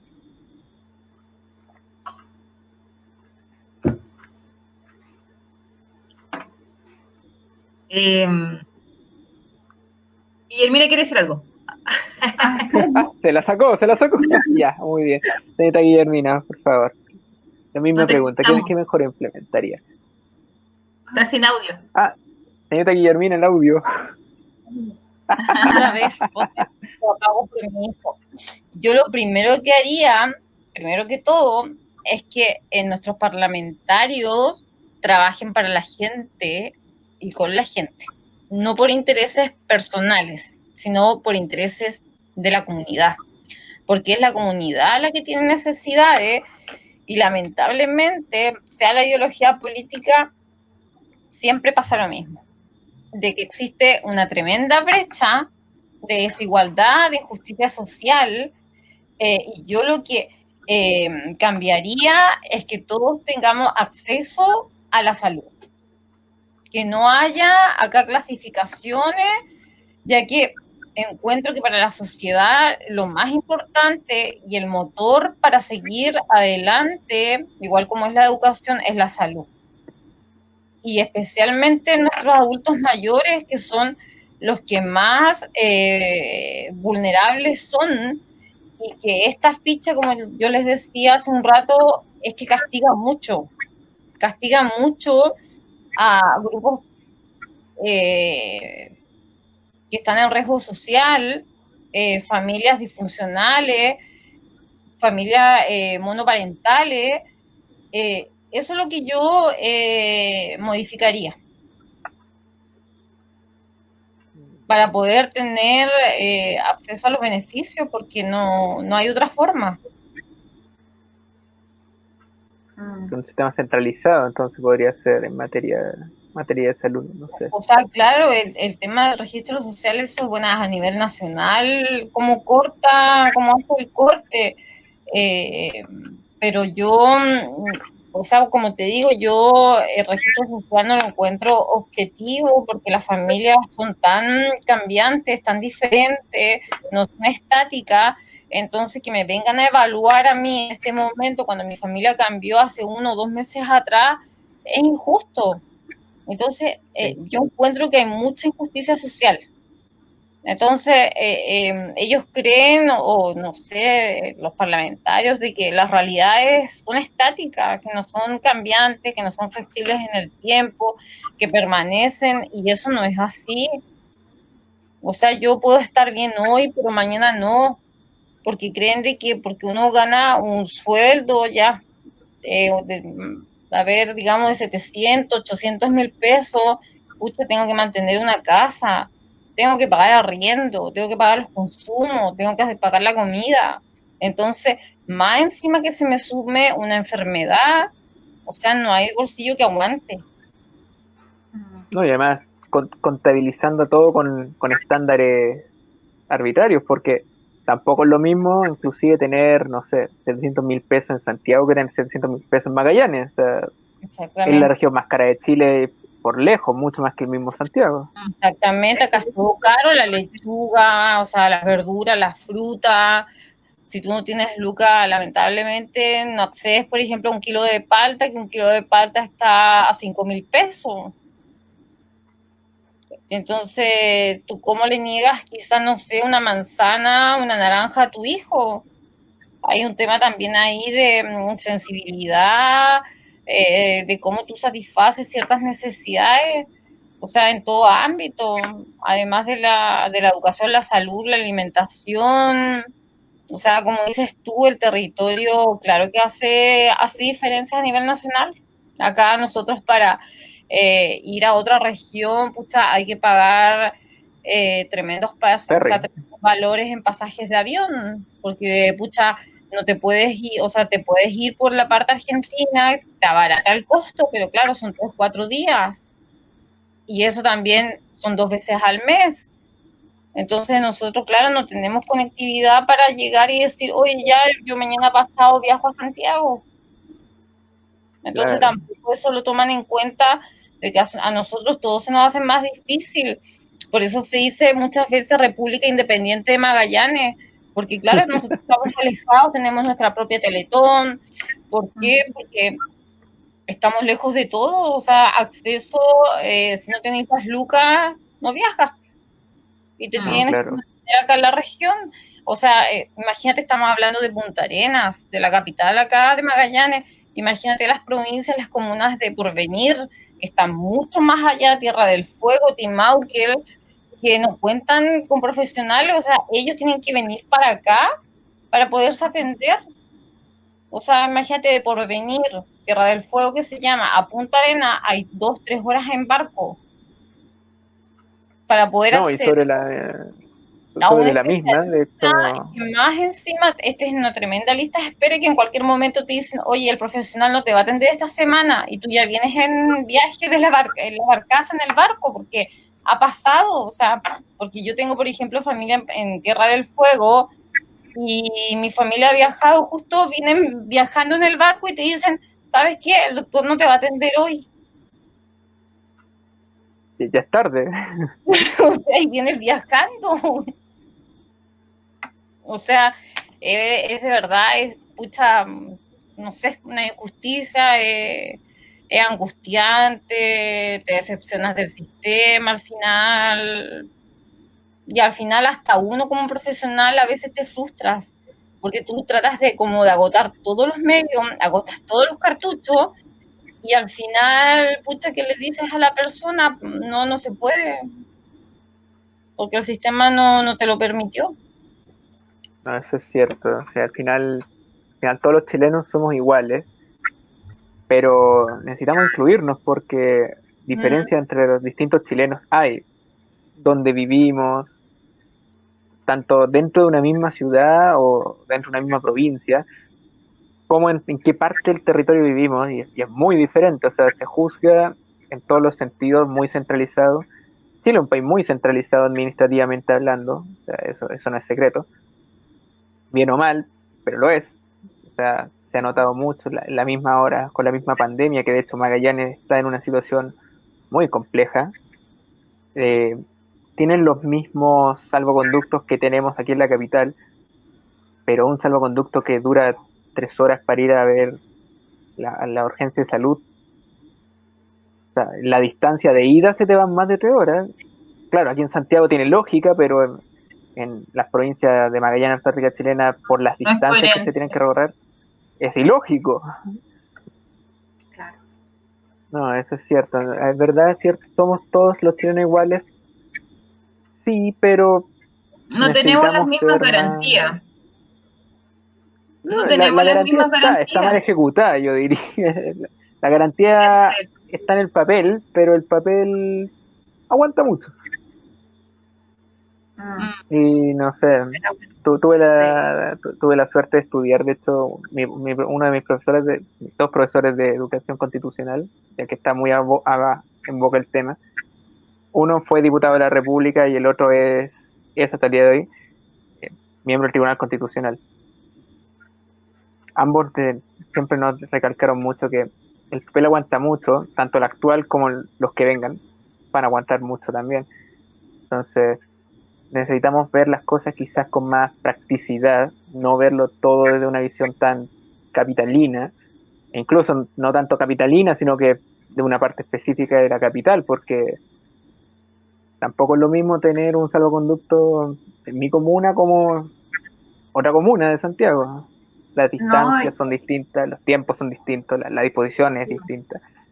Pero bueno. Perdón, disculpa, Claudio. No, adelante, por favor, Tamara.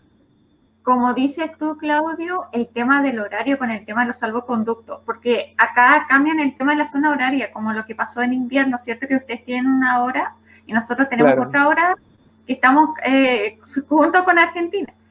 Entonces, nuestro salvoconducto salía con la hora de la capital, de ustedes, de allá, y nosotros teníamos que acatar a esos horarios, porque todo se rige en Santiago. Pero como dices tú, no se rigen en las comunas, no se rigen en las ciudades, en los pueblos, nada. Ellos van centrados en la capital y listo. No se hacen mayor problemas ellos. Pero el resto, O por ejemplo, yo tengo una tía que vive en Maullín, ¿ya?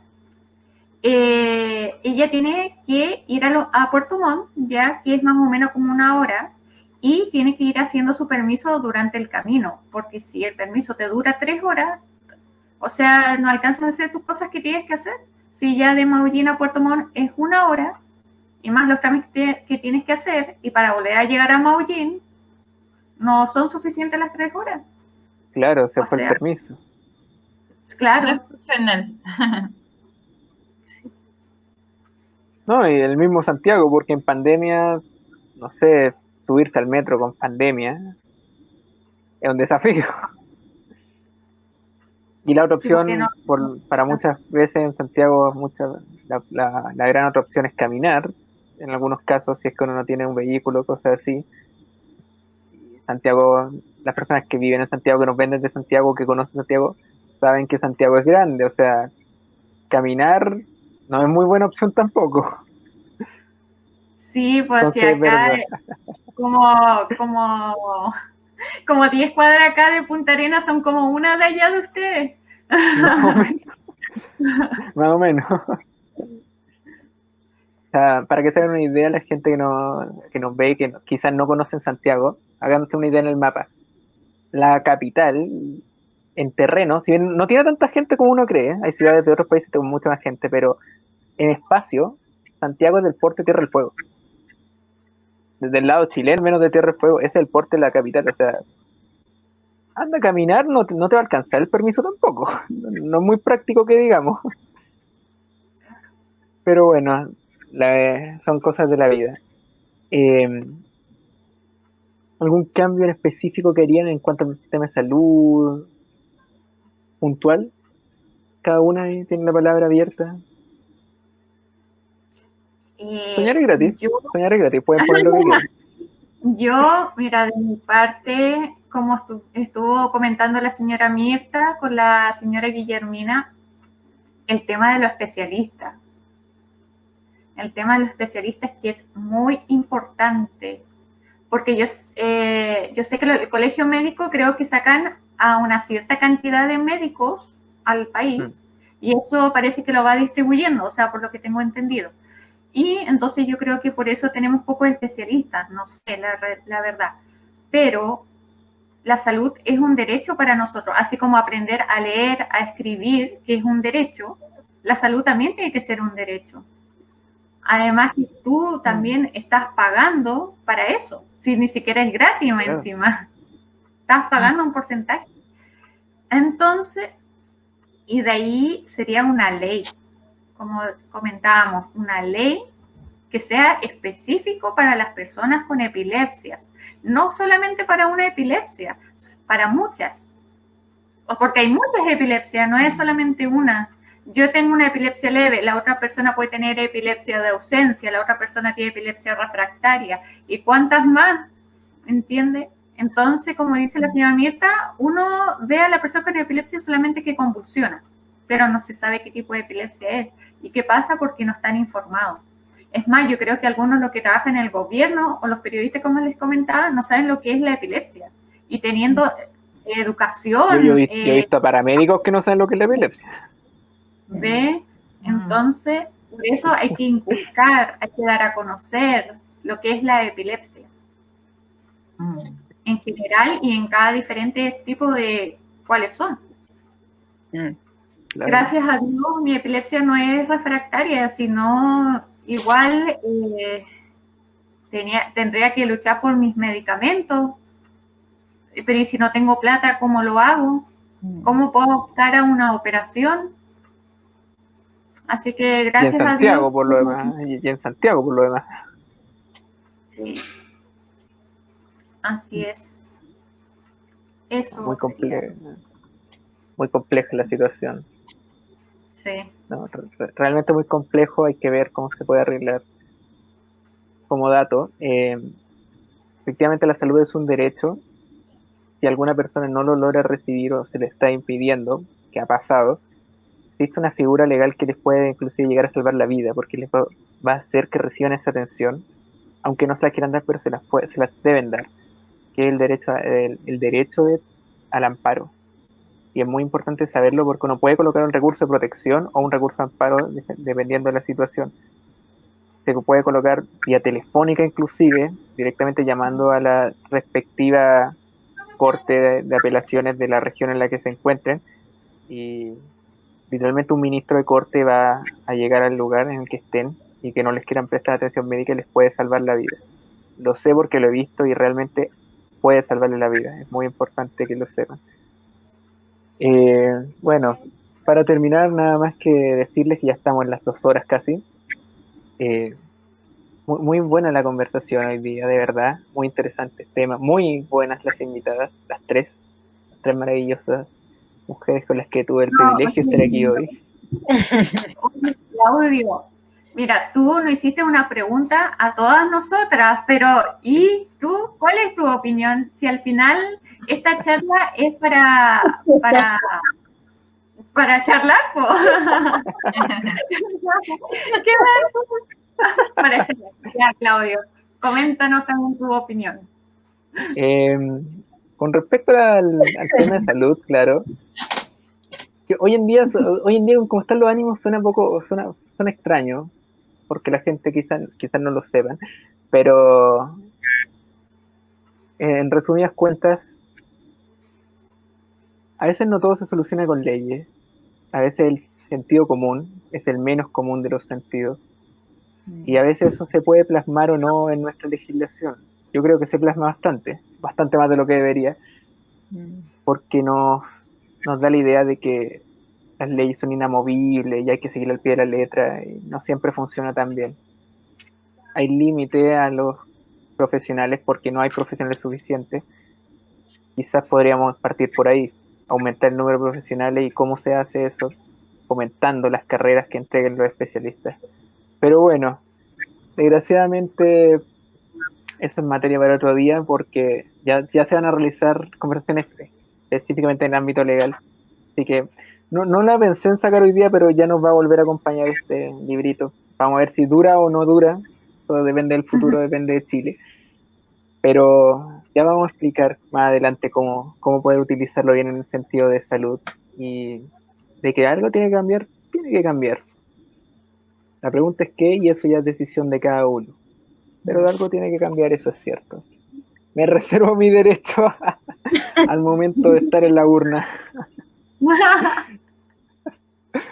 Pero bueno, nada más que decirles que efectivamente muchas gracias a nuestras 2 invitadas por estar el día de hoy en el primer encuentro virtual de epilepsia del mes de octubre. Especialmente también a Tamara, que no es invitada como tal, porque es una colega más, es parte de nosotros también, tiene su propia línea, porque Magallanes, muy independiente como siempre ha sido Magallanes, tiene que vivir con la epilepsia, y para el resto de Chile, epilepsia y juventud. Pero al final del día estamos juntos en esta lucha, así que más que invitada es una compañera ya. No, nada más que decirles muchas gracias a todos los que nos han visto, a los que han seguido esta transmisión en vivo. En caso de dudas, pueden realizar las preguntas por interno, se las vamos a responder. Va a tardar, pero se va a responder, las respuestas se dan, no lo duden. Muchas gracias a nuestras invitadas del día de hoy, la señorita Mirta Barragán y la señorita Guillermina Carrasco. Muchas gracias a las dos. Tamara, igualmente, tú ya sabes, un gustazo hablar contigo una vez más en este camino. Hablar contigo. También quería comentar unas palabras. También adelante, quería agradecer a la señorita Guillermina, a la señora Mirta, que sin ustedes también nosotros como página, como Vivir con la Epilepsia y Epilepsia Juventud Chile, no podríamos seguir adelante con la ayuda de ustedes, con el apoyo de ustedes, que gracias a gente como ustedes podemos sensibilizar nuestro corazón. O sea, sería genial tener más personas como ustedes, entregar amor, entregar conocimiento al resto de personas que no saben, a entregar dudas de las otras personas. Entonces, muchas gracias por poder compartir y cooperar con nosotros. Así que esperamos otra charla más para poder vernos otra vez y comentar lo que es la epilepsia. ¿Yo ¿Y puedo otra decir charla más? algo? Sí, por Sí. supuesto, por favor. Adelante. No, yo agradecer infinitamente la invitación de Tamara, ya que como dije, yo la conozco de años, más encima somos vecinas, además de habernos encontrado en el trabajo, somos vecinos, vivimos como a 5 casas, así que no, yo feliz de haber aportado un granito de arena y en lo que pueda apoyar desde la perspectiva social o convocar otros profesionales, mi compromiso está. Así que muy agradecida y todo es gratificante y se agradece de verdad la invitación porque así uno igual se retroalimenta de otras áreas que uno desconoce. Así que muchas gracias. Así que un gran abrazo a la señora Mirta, a Tamara y Claudia. Igual, Y ahí saludos, la señora Mirta. señora Mirta, No, palabras. darle las gracias por la invitación. Lo pasé muy bien, aprendí harto escuchándolos también, porque eso es como lo interesante de esto, que uno aprende harto. Eh, Fue un agrado, son súper simpáticos todos. Me sentí muy cómoda en la conversación, que agradable conversar con gente que uno se energiza, como que está complementando lo que sabe. Así que espero que les vaya muy bien en su proyecto. Ojalá que sigan generando espacios de aprendizaje, de discusión, es súper necesario. Y nada, pues son todos unos secos, así que sí, desde el lugar que uno pueda siempre va a poder aportar. Yo sé que hay otros profesionales que se van a ir sumando a esta idea de ustedes porque es necesario y porque hay gente que tiene muchas ganas de apoyar. Así que les deseo toda la suerte a todos los chiquillos, que les vaya muy bien. Gracias, Muchísimas señora Mirta. gracias. Muchas gracias. Igual agradecer a todos los que nos están viendo, a la gente que nos escribe, ¿ya? Y también quiero enviarle un saludo a mi mamá que me escribió en comentarios que estaba grabando. Así que mamita, por favor, espero que también esta información te haya llegado, también te hayan informado con el resto de las personas que estamos aquí en la charla, con Claudio, con la señora Mirta y con la Guillermina. Así que besos y abrazos para todos. Igual. Muy bien. Chao, está bien. Un abrazo. Chao, Claudio. Así que hasta luego a todos. Estén bien. Y bueno, nada más que decirles muchas gracias a todos los que han seguido esta transmisión, bastante extensa pero muy interesante el día de hoy.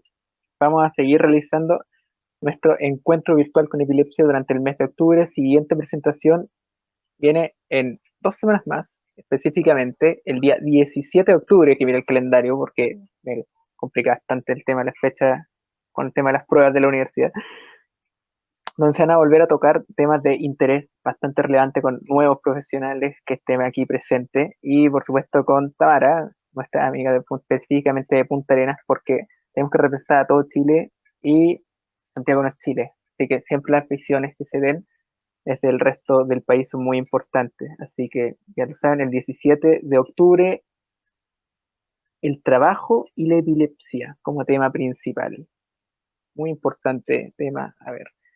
Pueden seguir en nuestras redes sociales, Facebook, Instagram y YouTube como Epilepsia Juventud. Igualmente pueden hacer lo mismo con Vivir con la Epilepsia.